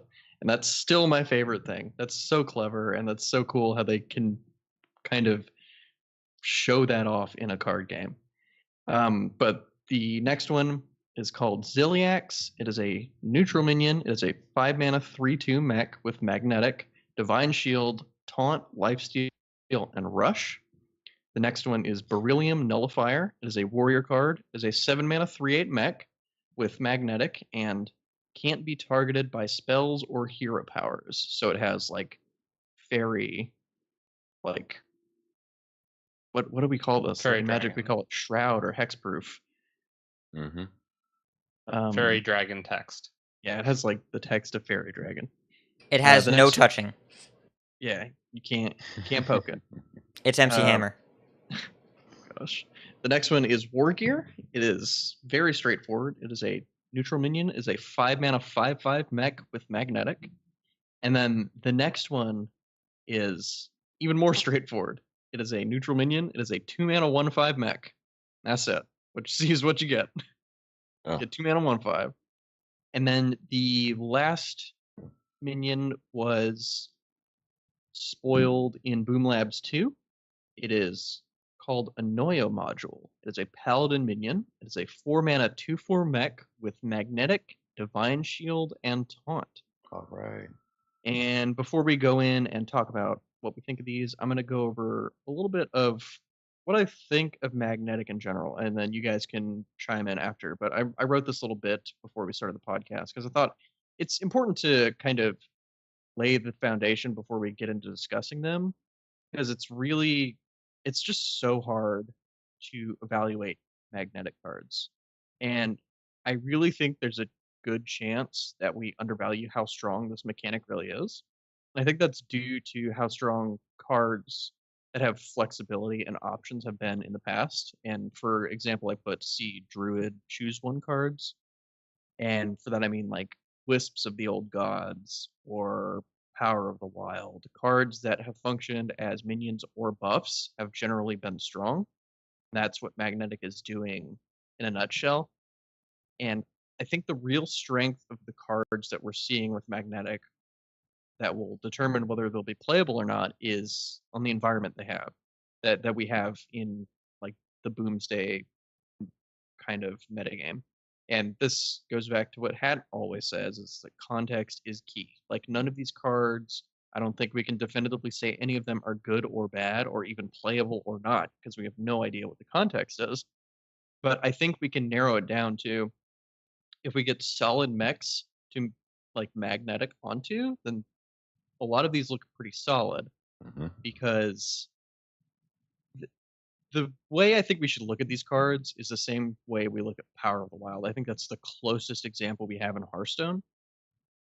And the reason for that is that Power of the Wild is only good in specific decks that go wide, so it can use its buff ability on multiple minions and maximize that, or it can just be played as a minion. Like, you don't really want to play it as a minion a lot of the time, but you will if you have nothing else going on.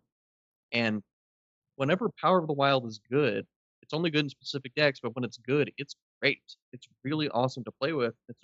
It has a really powerful impact on any given game that it's in because of how flexible it is.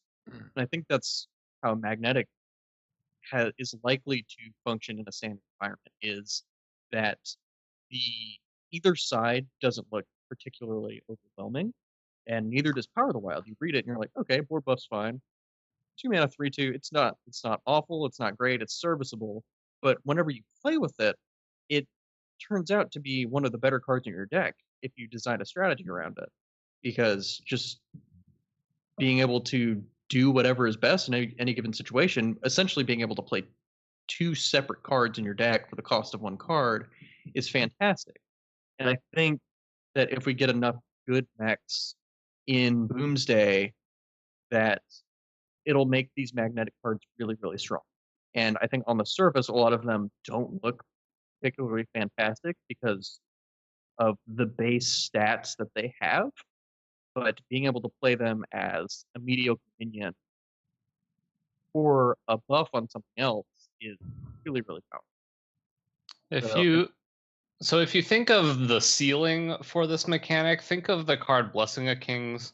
Blessing of Kings is a quite powerful card, and just imagine if Blessing of Kings you could just play it as a 4/4. That'd be the ceiling for this mechanic, right? Is comparing Blessing of Kings as it's either +4/+4, which is good and sees play in a lot of Paladin decks, versus, and then also just being able to play it out as a 4/4. That'd be really, really freaking good.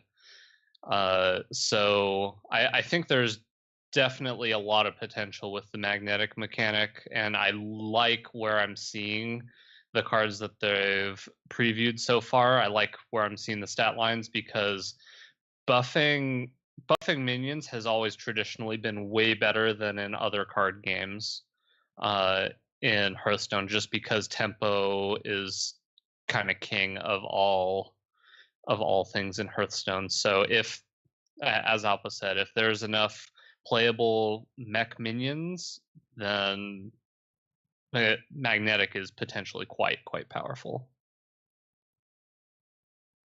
You have any thoughts on that, Mike? Yeah, I feel like this set really has to have a lot of mech minions for this Magnetic thing to work. Because as it stands, there's only about 8 in Standard. We got a bunch in Wild, so obviously Wild is going to be rampant with this whole Magnetic thing. I just hope that it's not a feature that fizzles out after the first week, second week, and then we go into the solo adventure and play that, and then just go back to a quote-unquote meta that everyone's going to complain about, the same cycle, wash, rinse, repeat. Like, I really want Magnetic to be cool and like take off and like really feel like it works for everybody, but we'll see what happens with it. Yeah, I think they're definitely towing a really interesting line in terms of design, and we haven't seen enough cards to kind of comment any more on it, but it's going to be interesting if it is successful, seeing how they took it from being a gimmick into being more playable and competitive, because a lot of mechanics in the past have been kind of gimmicky, where they go and they see play the first couple weeks because people are trying them out, and then people kind of drop them because they're less powerful than what other people are doing. So yeah, like Inspire. I'm really hoping that the magnetic mechanic takes off, and I'm excited to see if they have any more interesting mechanics moving forward.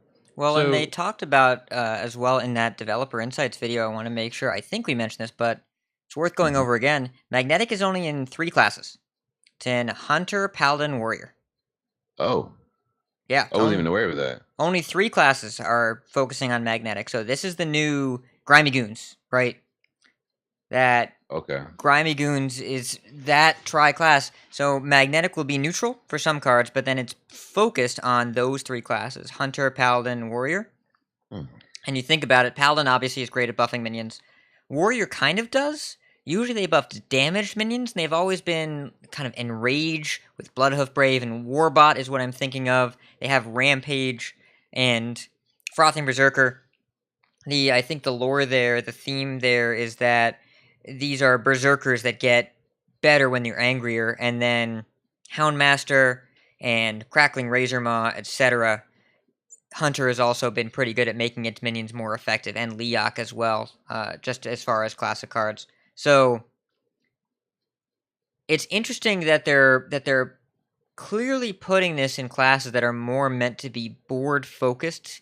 And Warrior hasn't always been minion centric, but when it's had some kind of deck that's mid-range based, it's always based on either charge or rush. Never really resonated. It's only had 1 set, but it didn't connect, though it's clear they're bringing the mechanic back, as you can see on Ziliax. That rush is here to stay. I'm curious to see the direction they go in with this, because the only magnetic minion we've seen from Hunter so far is kind of a stapled on Death Rattle, and maybe Hunter's going to be in a Death Rattle direction for this entire year. Yeah, and another thing that they said in the designer video, which I thought was really, really good and shows that they definitely understand where the game is at and they understand what's good for the health of the game, is that he said the magnetic minions generally have higher toughness than power because they wanted to reduce the impact of burst that a magnetic like trigger would have. So like Ziliax kind of made me a little nervous at first until I read over it again, and it's not actually just Alakir. It doesn't have charge, it has rush.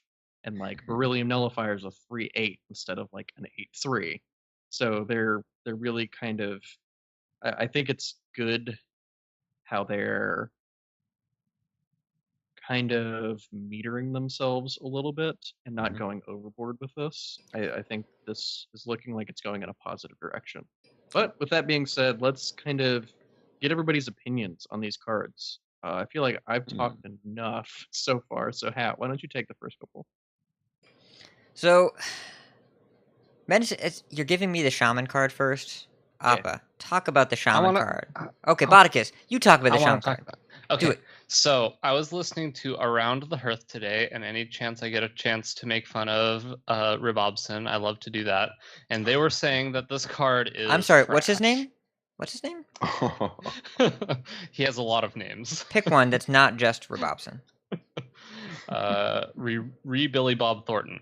Thank you. So they were talking about how this card is not very good, and I feel like people always underestimate cards like this. If we look at traditional cards that have similar text to this in the past, let's look at Swashbuckler and even Blinkfox. These cards that have mana cost equal to their power and toughness, and then they replace themselves, have generally found room. And obviously, as we say time and time again, context is very important.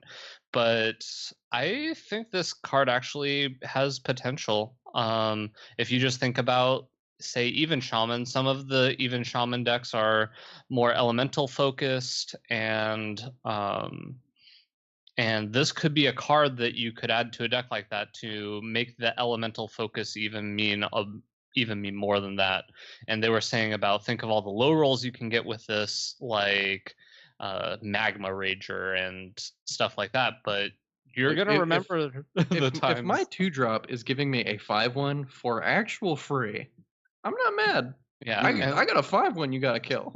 And think about the times it gives you a card like Leyline Manipulator or Kalamos or Grumble. There's just so many. Yeah, Alakir.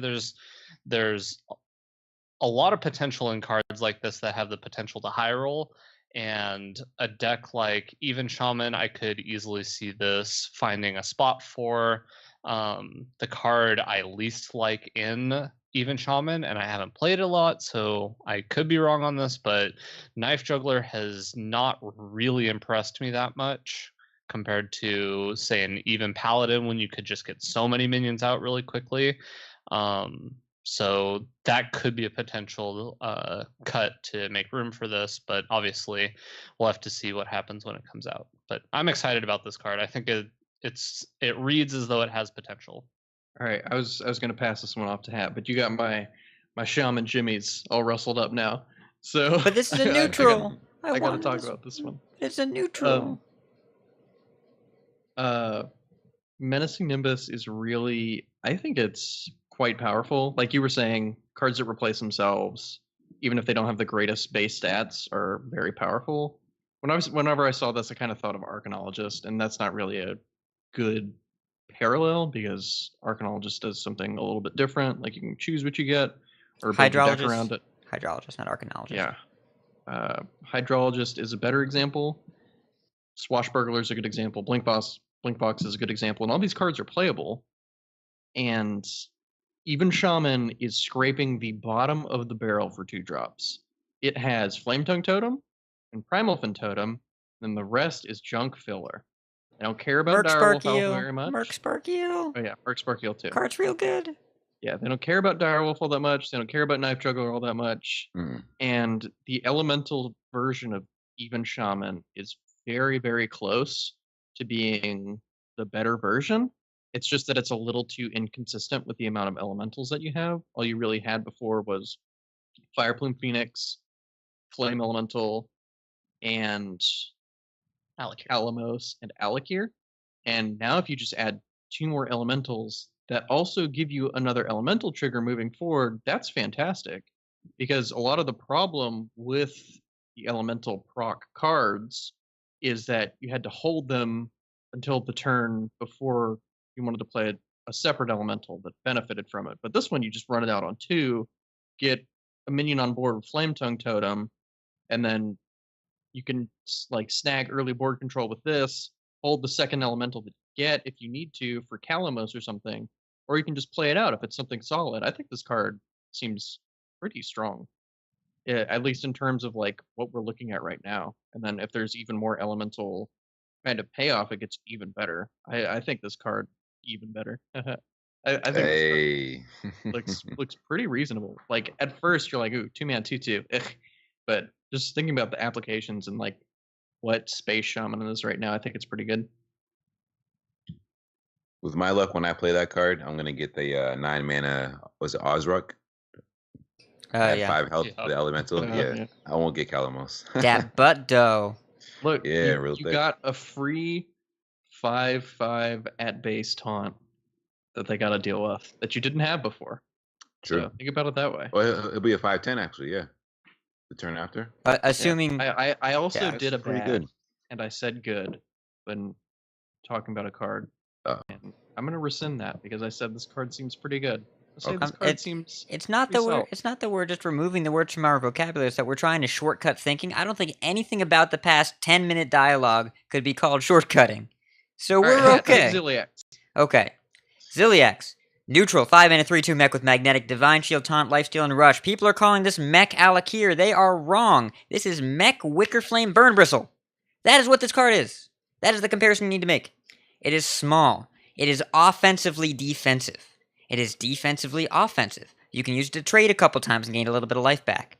You can use it to control the board a little bit and be really annoying against decks that need to fight with it. You cannot go face with it. It does not have charge. You cannot attack face twice. It does not have Wind Fury. It has lifesteal and rush. Playing this in an empty board against a deck that does not have minions is not good. Playing this against a deck that doesn't have minions is not good, period. Even if you use this as 5 mana, give my minion 3 more attack, 2 more health, and a bunch of keywords, If you're not against a deck with minions, these keywords aren't the ones that matter. The lifesteal might. If you're using Magnetic, the Rush is completely irrelevant unless you're playing it that turn, which it might be relevant. If you go the 2-mana Framebot, which we'll talk about later, and that's going to be the card in a lot of scenarios where Magnetic is good. You start your turn with a 2-mana 1/5, and then put stuff on it. So when you Framebot and Ziliax in turn 7, that is a 7-mana, 2-card, 4/7 with Rush, Divine Shield, Taunt, and Lifesteal. It's alright. Against minion decks, really, really strong. Against non-minion decks, I don't expect to see this card played a lot if the meta ends up being heavy, just because the effects don't seem to really line up against what a Control-y or a Shutterwalk, for example. If you play this card against Shutterwalk, it doesn't do anything, because the mechanism and how they beat you doesn't interact with these keywords. Mike, what do you think about Ziliax? Go ahead. Go ahead, Bot. I like the comparison you made to Bristle. Was it Bristle Flame? Wicker Flame Burn Bristle. There we go. Yeah, sorry. I had a tooth pulled today, so my memory is kind of foggy. Great comparison. I can't imagine you not committing mental energy to remember Wicker Flame Burn Bristle. That comes up all the time in conversation. All the time. I don't commit any memory to it. I've been doing it kind of different with this reveal season. In seasons past or expansions past, I used to just dive into every single card the second they came out, checking Discord or Reddit. But I kind of did myself a favor this time. Didn't want to get overwhelmed. Just wanted to see them as they came out whenever I came along them. So this is the first time seeing it. I like the way that you put it, describing it as a board centric. It survives and does better against minions versus going against a spell deck, which is kind of obvious there. I'm kind of curious on what we could combine it with being magnetic, because you said I didn't notice till just now that the magnetic effect was just for the grimy goon tri-class, pretty much. So I guess for me, I'll have to start thinking of like combinations of what I could fuse it with. But I don't like that it's 5 mana, but I understand why. I just hate higher costing cards. But yeah, with it not having charge, can't go face, so it's got to hit what's on the board first. Which I think Appa had pointed this out earlier, that he likes they're taking notice and focusing on not putting out overpowered cards that would just go face. It has to rush or just pass your turn. So overall, I think it's a cool looking card. I'm excited to try it out. I'll probably open it first because I want the Dr. Boom Legendary, and I'll open this one. I guarantee it. I was gonna ask Hat, would you pay 1 extra mana to add Divine Shield to Chillblade Champion? That card goes one place and one place only. It is the face. Yep. This card can't do that. I know. Add 1 mana to take away the best part. Yeah. So I think the thing that I heard that is most interesting about this card is that there's a lot of keywords on it, and a lot of those keywords combine pretty well with Corpse Taker. So wow. I found that somewhat interesting, but overall, potential, but not infinite potential. I'm not as excited about this card as I am Menacing Nimbus, I'll say that much.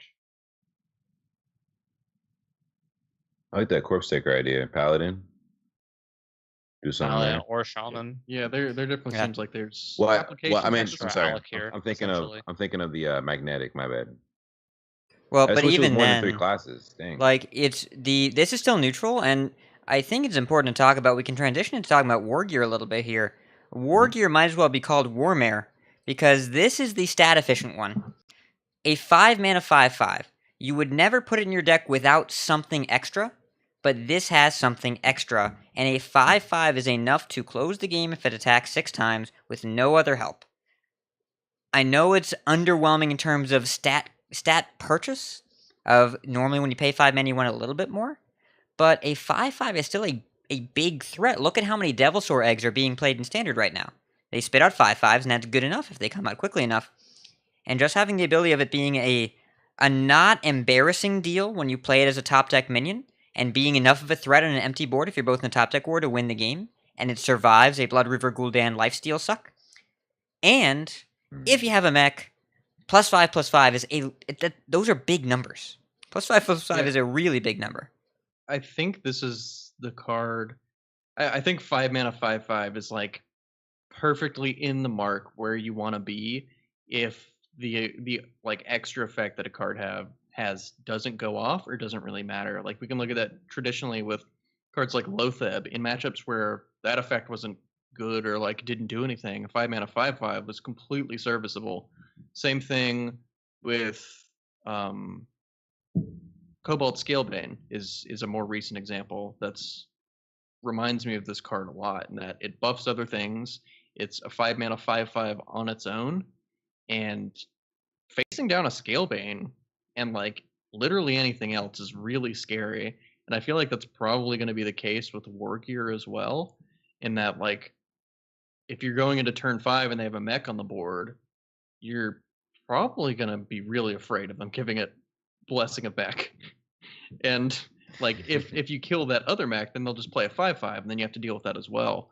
So like this is why I wanted to talk about Magnetic and dive into that. It's because there's so much different like interplay going on with Magnetic and like how games play out in Hearthstone just in general with like threat of activation and playing around removal and silences and all this kinds of thing. Like you can play these cards multiple different ways, and I think the flexibility looks way better than I initially thought last week whenever I first saw it.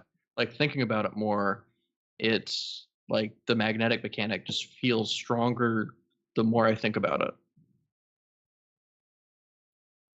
Yeah, I don't want to leave. Now that you said it, we have to worry about leaving up Silverhand recruits. We can't leave up any minion to get buffed up by any card, but now leaving up a Magnetic on turn 4, he's probably going to get some War Gear and evolve into something crazy. So I like the way you explain that. This card, it does seem cooler now after hearing you say that. It is pretty fun. Yeah, and talking about things that I didn't give enough respect to, I want to talk about upgradable Framebot. Mm-hmm. And I'm not talking about me disrespecting this card in particular, but it is a neutral 2-mana 1/5 mech, and that's it. And this is very similar to Druid of the Swarm, which is the 2-mana Druid minion. You play it and you choose one. It's either a 1/5 with Taunt or a 1/2 with Poisonous, and both sides of that are beasts. And whenever that first got revealed, I said, this card is real bad. And I was real wrong, because that card saw a lot of play. And the thing is Druid of the Swarm's body, while it wasn't very good, it was good enough for the environment that it was in. And that was an environment where you played Mark of Usharge and you just wanted early 2-drop minions that were beasts, because you had the tribe cards matter in Druid, which were beasts. And yeah, my initial reaction to that card was about the same, or my initial reaction to Framebot was about the same, but then I thought a little more, and I think it'll be a lot better than the 1/5 vanilla body looks on the surface, because I have a feeling in these decks you'll probably just want reasonably statted minions that stick on the board frequently. The 2-mana 1/5 is kind of difficult to kill outside of Shadow Word Pain, and while it doesn't do a lot on its own, it does do a serviceable job of contesting an early board, as well as providing a vehicle for magnetic buffs and allowing for mid-game plays with a cheap mech to magnetic 1/2. So I definitely would not sleep on this card. It looks very unassuming at first, but I'm just reminded very heavily of Druid of the Swarm. And the best thing you were doing with that was just putting a 2/2 buff on it and drawing a card, instead of all these other crazy buffs that you have with mechs.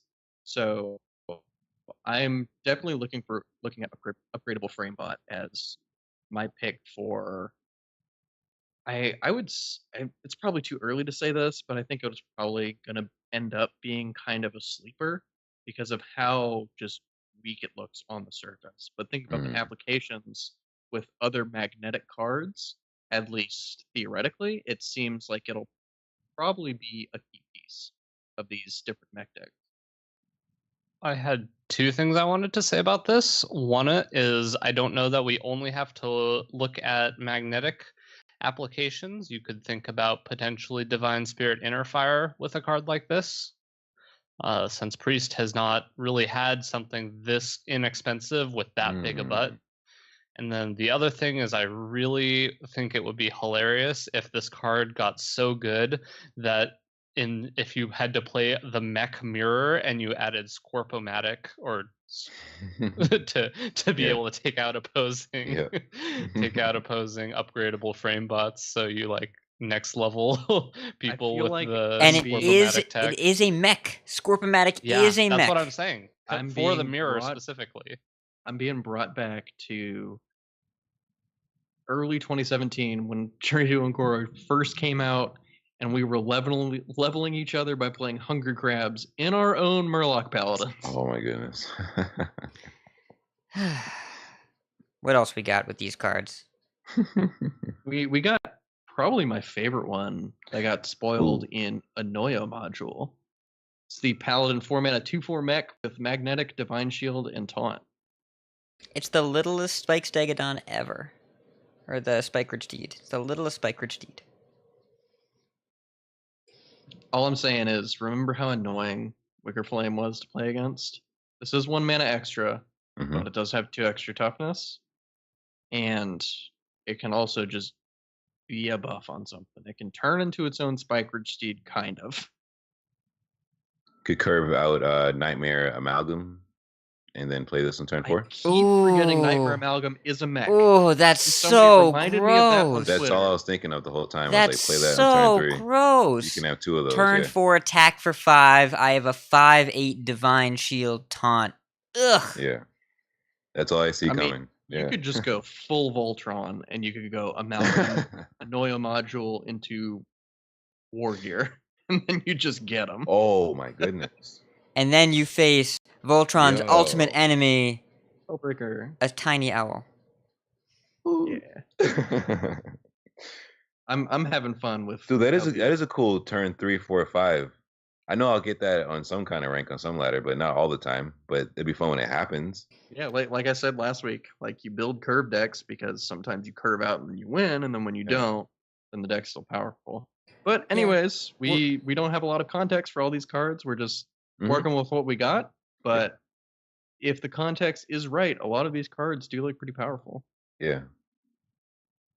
That was pretty cool. And we are luckily in a meta where single large minions are probably the least powerful they maybe have ever been.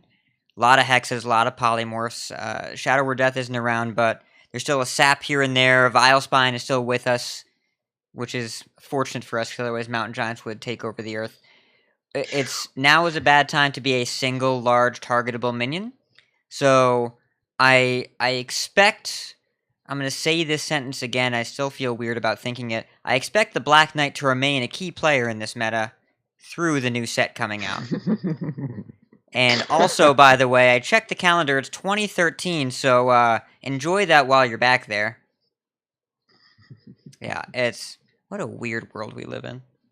Yeah, this meta is very weird, and I would honestly hope that it gets weirder when Boomsday gets released, but that's gonna wrap it up for our card reveals for this episode at least. So hopefully next episode we'll have some more sweet ones to talk about. Maybe we'll have more Hunter magnetic cards to look at, because we've gotten Paladin and Warrior this week. We haven't gotten Hunter. We got Hunter last week, but anyways, let's move on to the emails and try and wrap this show up a little bit. All right, so we talked about last week, we were going to discuss a topic we've been marinating on for a couple weeks. We want to make sure we get to that to you, and we'll talk about what our new bonus episode format will be. Spoilers, it's related. Whoa, you're the most heavy metal thing I've ever seen! So you may recall, a couple weeks back, we talked about the experience of what it's like to be on the ladder under the new system.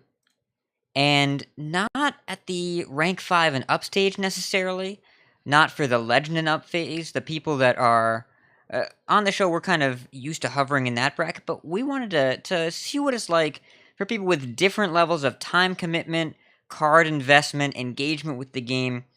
Our friend of the show, Linzel Tinsel, was tweeting at us a couple weeks back, and so we gathered some feedback from the community. We got a few good responses here. Lots of discussion on our Discord and on Twitter as well. I want to thank everyone who responded. The people we're going to shout out specifically this show, Zweederman, Psychogoyf, Slaviticus, Esperoth, Beefsquatch, and Volkai. And we actually got an email from Goben during the recording of the show that we will discuss next week. But Botticus, why don't you read the note from Zweederman's email here that we cut into a digestible piece? Perfect. So what Zweederman says is, being a pre-order to play, but not spending any more after that player, I have to prioritize my time like the following. Do the quests to grind gold and buy packs, play the mostly frustrating, and if you played the Shift Con last week, I understand this, Tavern Brawl each week to get a weekly pack, grind as much ladder as time permits. And they say, however further down you go, the harder it becomes compared to the old system. They need a 67% win rate to reach the same rank each month, or a little less with some win streaks. I think that life has become harder here at the bottom of the ladder, and I don't think that it's good for the game. Players with ambitions but limited time will get frustrated. And that seems crazy to me. I never had that put into perspective for me, that you need with a lower playtime rate, you need a 67% win rate just to tread water. That's rough. That's hard. It's we need to remember, and this may be something that we weren't as in tune with here in the show, is that every single rank got bumped up to 5 stars. 20 and below used to be 2. That's more than double the amount of games you need to get out of each rank, and there are 5 of them. Even with not losing stars at that rank, you're still talking, if you go exactly 50-50, you're still talking 25 games, 50 games, 50 wins if you're going 50-50. And if you play 100 games a month, that is half your climb, and then it all gets knocked down. Psychogoyf tweeted at us, my experience with new ladders that I no longer play my own bruiser memes because they just lose at my new rank, but I also don't stomp my way from 18-10 in a giant win streak when I play meta. So it is probably a better play experience all around. I guess a better way of saying it is that I'm with people of my skill level.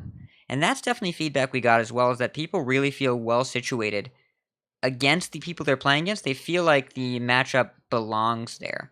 Mike, why don't you read this next email from Slaviticus? Okay, Slaviticus says, I have to believe it was made with the lower ranks in mind. When I started the game, you couldn't really play the first week without getting crushed. But I agree that the lower ranks are a ton more of a grind than I remember them. I guess for me, myself, I've played for 4 years. I don't really complain about the opponent I'm playing against. For me, with the ladder reset, it's the time that I can put into it. There are sometimes some days where I can put in like 6, 7, 8 hours, but then there are some stretches of the weeks where I have my kids more days and I can only play like 2 or 3 days, which kills me, and I want to play more. But I know if I had the time to play more, I could rank up more. So to me, it's a whole time commitment thing. Yeah, and a lot of the feedback that we got as well is the time commitment part. When Hearthstone isn't a primary game, or rather it's one of many, or it competes with so many other things in life, it's not the same sort of situation where, Bot and Appa and I are talking about doing 300 games, 400 games in a month. If you're talking a quarter of that number or less, there's going to be a really legitimate cap to the amount of progress you can make there in terms of that amount of time under this new system. Appa, why don't you read this letter from Esperoth, in fact? I think it speaks to this point. Yeah, so Esperoth says, I played a lot less Hearthstone since the changes. I would consistently hit rank 15 and up, and then some months try and push for rank 10 if I knew things were going well and time allowed. Takes a lot longer to gain ranks now. I do understand that I'm now players of my skill level, and that isn't an issue in itself, but it just feels like I'm a much, much worse player, even though I know logically nothing's changed in my abilities. It makes it harder to work on things, like knowing the decks you might come across and your strategies against them, and it's harder to feel like I'm improving. This is actually something that I saw because I have an EU and Asia account on top of the NA account. Is I'm friends with Esperoth on EU. And I used to see her get up to like rank 12, rank 10 some seasons, and now I see her hovering around rank 20 most of the time. Like, what happened? I never really put into perspective the fact that it gets much, much harder now that each rank has 5 stars to kind of grind your way up. And I think this just really highlights that point. And I think that I never realized how much of a grind it really was until I got on Asia, because I haven't played on there in months and months and months. But whenever I made Heal Zoo earlier this week, I played a game with it on ladder, and I won a game, and I saw my star go up, and I was like, this feels like no progress at all. I still got 4 stars until I'm ranked 24. Holy goodness. So I can definitely see where people are coming from with this. Yeah, and Mike, why don't you read this last note from Beef Squash, because it's in a little bit of a different spot in the ladder, and I think speaks to something relevant that we might not have considered as well. Yeah, shout out to Beef Squash, good peoples. All right, before the ladder changes, I was able to get to rank 5 consistently, but that was pretty much a month-long goal. With the new system, I'm usually able to make a pretty quick push to 5, but I'm left feeling a bit like I've thrown in the deep end. Legend is the next obvious goal, but that push is something I still feel unprepared for. I like the changes and would not want to go back. I just feel a little lost now. See, isn't that fascinating that when you tighten these levels, but the gap between 5 and Legend still feels so huge that even if you're hovering around 5, that last grind is the difference between, climbing a mountain trail and hiking Everest. It's still such a huge difference and commitment in terms of time and grind and understanding of the game that the space between 5 and Legend hasn't gotten shorter, but the space between 5 and not 5 has shrunk a ton. And that's where a lot of players lived, and that rank bracket has almost been removed because we have a lot of people that are Legend potentials that just don't invest the time or want to play that way or are competing at a slightly different level than they're used to. And it can feel like, okay, do I double down and do this? Or do I stay where I'm at and then just kind of feel aimless? Now, if we look back at the theme here, the main points we've seen is that first, staying where you are is way faster, and getting somewhere new is way slower. Second, that being clearly told the rank that you belong in, which is the rank you tend to stabilize around, and that's given a consistent volume of games and performance, it doesn't always feel good. Because if you're used to progression and instead you receive stability, that's not necessarily what you're always looking for. And maybe in the 5 to Legend bracket or the low Legend and high Legend bracket, then of course that approximate area feels fine to live in. But if you're used to hitting rank 10 and now you're being told you are a rank 20 player, that is what you are. You will reset to rank 20 every month. You will peak at rank 16. That is who you are. That's the game telling you that you're not good enough to move any further, unless you play a lot more, and that's not a great feeling. And it seems almost like players are being tiered. I don't know if any of you have played Overwatch or League of Legends or Heroes of the Storm. Appa, I know you've played all these games. How do the ranking systems work there with like bronze and silver? Because I feel like that's what Hearthstone is secretly doing here. Yeah, so it feels better in those games because you don't have a number really assigned to your name. You have it in Overwatch. You have your SR or your season rating, but that doesn't really mean all that much. Like it increases or decreases within the tier until you get to the next one. But what feels a lot better in those games is that you don't have the visual kind of star moving up and down, because that's the only thing players really have in Hearthstone to judge progress, unless you're a Legend player, and then it's the number. And I haven't played Heroes of the Storm very much, but I played a ton of League and a ton of Overwatch, and even Rainbow Six Siege has the same kind of ranking system where you're slotted into a tier, and then with each win or a loss, you just kind of move a little bit up and down in that tier. And then like if you hit a win streak or something, then you go up and up and up and up until you say you're in silver. Say that's probably the equivalent of like 20 to 15 in Hearthstone. If you're a silver player and then like you just improve your skills and you keep improving and improving, you don't have to play a ton in the other games, but if you win enough, your MMR will go up and then you'll be bumped up into gold, which is like 10 to 5. And then after that, it's like platinum and then diamond and all that kind of stuff. And I think it feels a lot better because there's not just a generic like numeric system there, and you don't see stars as symbols of progress that are being granted to you based on a win and taken away from you on a loss. Because when it's taken away from you, it feels like you're being punished for something that you did. Whereas in these other games, they've created a system where if you lose, it doesn't feel like you're being punished so much as you're losing a little bit of progress that you made, but it's something that you can work on. Whereas, again, in Hearthstone, it feels like you're being punished. But I think it would probably be better. Like, they could literally keep the system the same as it is now, where, like, you reset down to, like, whatever, like, 4 below, like, numerically, but kind of skin over the ranks with a tier system. You know, like, group, like, 25 to 20 bronze, 20 to 15 silver, 15 to 10 gold, 10 to 5 platinum, 5 to legend diamond, and then legend is just legend. They could just do that and like keep the back end stuff the same and how it resets and how it like counts like your player based MMR and that kind of thing. But I think it would do like wonders for community perception to take away gaining and losing a star, because it feels really, really terrible to actually see your grind like not bear fruit, basically, and see you actually feel like you lose progress instead of making progress, depending on like how much time you put into it. And I've rambled enough, so I'm gonna let y'all talk. Yeah, I think it's important to note the recurring theme is that everybody feels well matched. And I think that says a lot to the effectiveness of that part of the ladder system, that we really are creating these little rank bands where people are playing against people that are similarly situated in terms of skill, card investment, whatever you want to call it. Those are the people that should be playing against each other. Everyone, except for the Legend debacle last week, it seems like everyone is being, or last month, everyone is being well paired.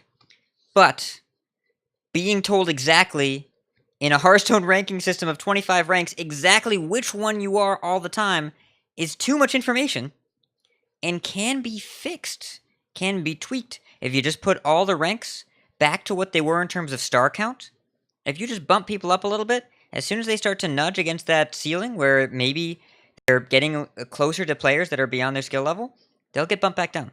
They'll hover just in a different number. They'll still be able to make some progress and still be able to play less games and get further along.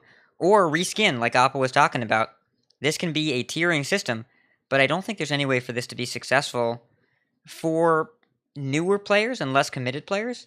And catering to the hardcore audience of any game has never worked. You need growth, you need an influx of players, you need people to join your game and stay in it and not get frustrated. I'm worried the new ladder system, where people enter it, is not a hospitable place, and that's a dangerous thing. I can agree with that. I've been helping my friend Anne Marie out. She started playing probably a month ago. I was in UHL.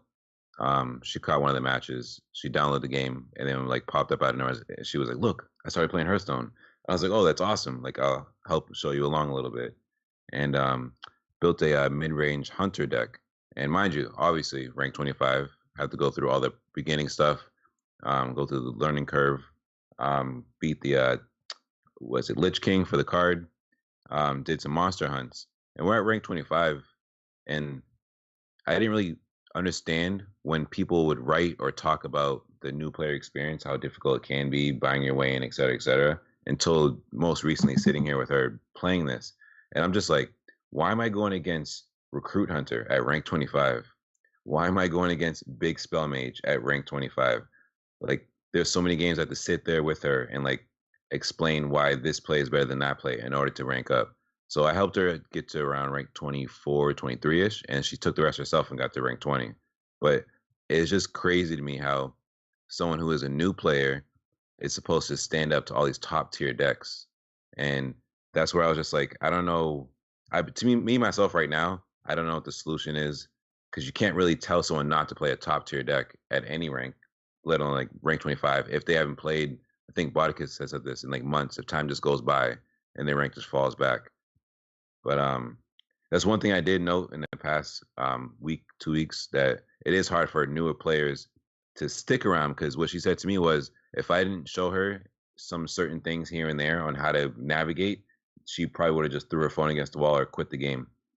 So I wish that Hearthstone can find a way to like bring new people in and keep them involved and invested, and like do better at the beginning part and keeping people entertained, and not want to quit the game going against Katharina Hunter and Big Spell Mage at rank 25.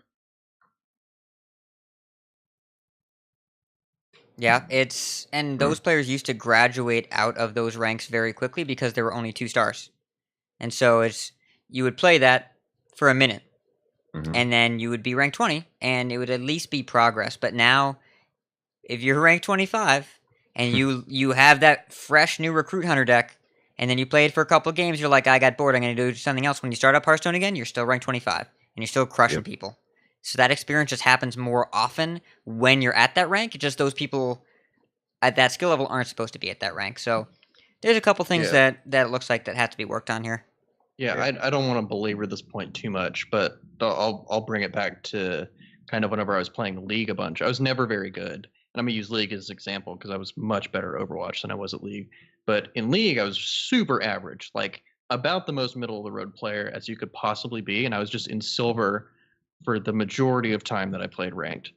And a lot of the times I'd play against people who were Smurfs, which is basically like the equivalent of having like even Warlock, like fully golden in rank 25, like your opponent has no chance. And like I would be playing against like a Zed or a Yasuo Smurf and something, and those are like some of the most mechanically difficult champions in the game, and they would just stomp. But they would be out of silver very, very quickly because they would win games, and then the game would adjust according to their MMR and like how many games they've won in a row, and it would use an algorithm to just bump them up to the next skill tier. And it kind of flushed them out very quickly. Whereas right now, players who haven't played in a while or are coming back or have like really, really good decks and are winning a lot, they just have to do the grind anyways through rank 25. So they're just like cutting down all of these new players in the meantime. So like the more and more I think about it, the more that like a skill tier system feels good. But I mean, like that's somewhere like down the road. And I'm sure Blizzard would be open and receptive to that because they have successful games with tier systems. Overwatch, Heroes of the Storm, League's had it for years. But yeah, I'm doing either a good job for the listeners as an anchor or a terrible job for Hat as the anchor because we are at 2.5 hours. Welcome to my life. This thing up. So Appa, I do have one more question for you. How long can this go on?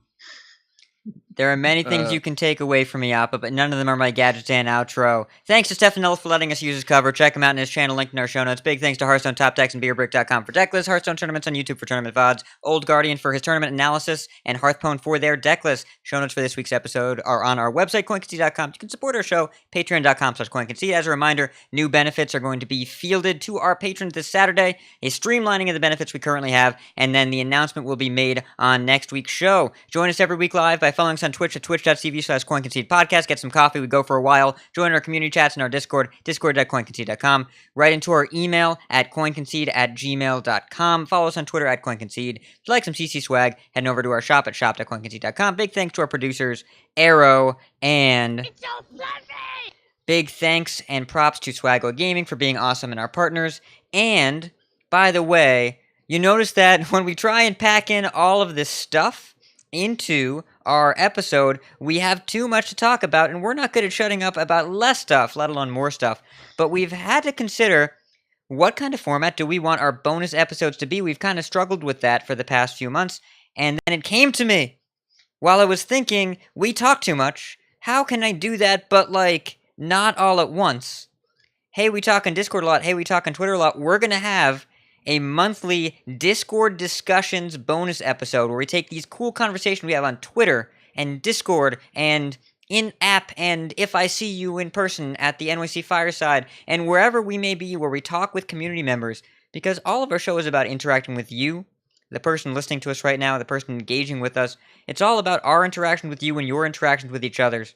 And we want to make sure that we take the time to really discuss those topics without rushing through them or putting them at the end of a 2.5 hour episode, and we want to give it the time it deserves on its own. So we're going to have a community engagement discussion episode where you send us your stuff or we just are talking in our active Discord and we say, hey, that's really cool, let's bring that up, and we're going to put it all together in a monthly episode so we can help digest all of that together. So that is coming soon. We got to figure out a date, and as soon as we do, we'll record the first one. I think you can tell we've got enough to share. But for now, it's time to coin concede. Who's first? Appa, you're the anchor. All right, so I'm going to coin concede to Sehun for being fantastic at Hearthstone. If you don't know who he is, let me actually grab his Twitter handle real quick, because he is fantastic at the game. He is a friend of the show. His tag is Sehun628_HS, and that you is may want to spell. Yes, you got it. Fantastic. Yeah, it's SEOHYUN628_HS. And if you don't know who he is a professional Hearthstone player, and he's the team captain of Kyoto Esports, which is a fairly strong Hearthstone team. And he put up a top 8 finish at Oakland. I believe he only got to the top 8 and not past that. But I gave him a shout out on Twitter when that happened, but I just wanted to give him a coin concede on the podcast because he is very good, and I think he is one of the more underrated professional players, at least to the mainstream audience of Hearthstone. So give him a follow, and yeah, he's real good. So coin concede to him. How about you, Hat? I would like to coin concede to B-Squatch for the name of the episode. All the people that watched Beakman's World as a kid, because I didn't know quite how popular it was, but I have got an avalanche of tweets about people that grew up watching Beakman's World and talked about how the Dave Kosak reveal video just reminded them so much of it. And, it's Mike, did you watch it? Do you watch the show? See you nodding. I'm familiar with it. I didn't watch too much of it, but it's familiar to me. Good enough. Good enough. Mm-hmm. Respect. And Peter Whalen for being responsive and tweeting back at me whenever I ask him weirder rules questions, which is, I realized, more often than I probably should, but he always responds very quickly. And unfortunately, Lanessa and Magnetic are polar opposites. Mm-hmm. Yeah. Sorry, Botticus. Sorry. Oh, man. Yes. So, first of all, the mechs aren't spells, so they won't go on to her. And second of all, that was a Magnet joke. Hey, Botticus, who's your coin concede this week?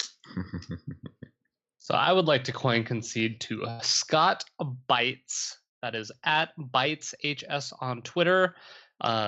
He is the person I talked about earlier, but I want to bring it up again because I think it's really awesome and really important. I really think you should check out the Innkeeper's Quest. It's going on in just a couple weeks, so please check out our show notes or just go to I should have had it up innkeepersquest.com to find out about this event. I'm really excited. I'm hoping I get to make it out to it. That was it. So for myself, my coin concede will be going to my dentist today. She ruined my 4 p.m. stream. So I took a little nap, got some food, but she did not ruin my coin concede guest spot tonight. So I want to thank you guys for inviting me on. This has been fun. Yeah, man. Thanks for coming on. And she didn't ruin your teeth. That's the important part. Oh, that too. Yeah. That's why you went. That's why I went. I'll feel better. All right. So where can people find you, Mike? Where can people find you on Twitter? And where can we find your streams? Speaking of your 4 p.m. stream that was ruined, courtesy of your dentist. Yes, thank you.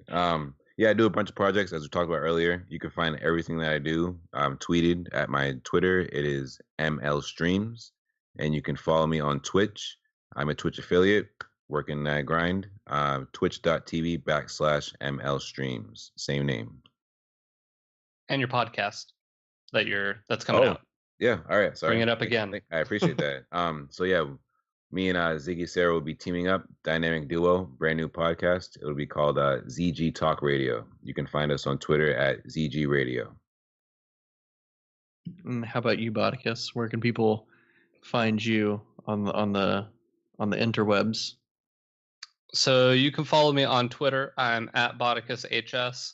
And I'm not even going to bring up my Twitch stream this week because I don't foresee a ton of Hearthstone happening in the next couple weeks. But when I start to go again, I'll bring it up again. And Hat, where can we find you?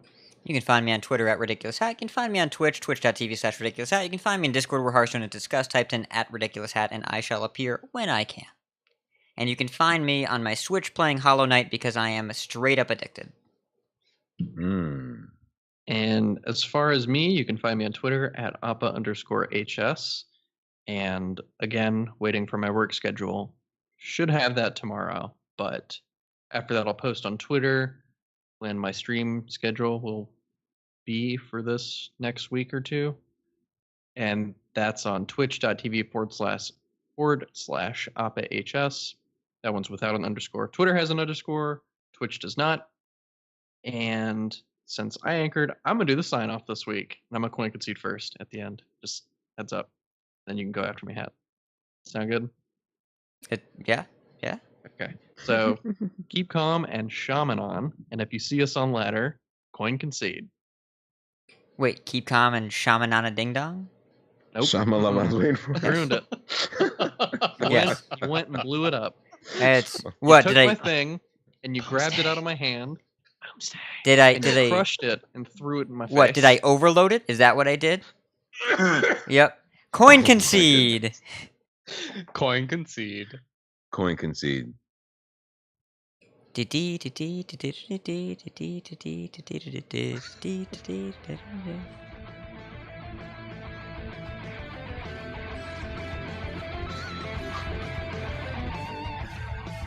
Take cold comfort in your victory. You win. I can rest now. You win. For now. Now, your victory proves nothing. The day is yours. I choose death. You have triumphed. This time. This hunt is yours.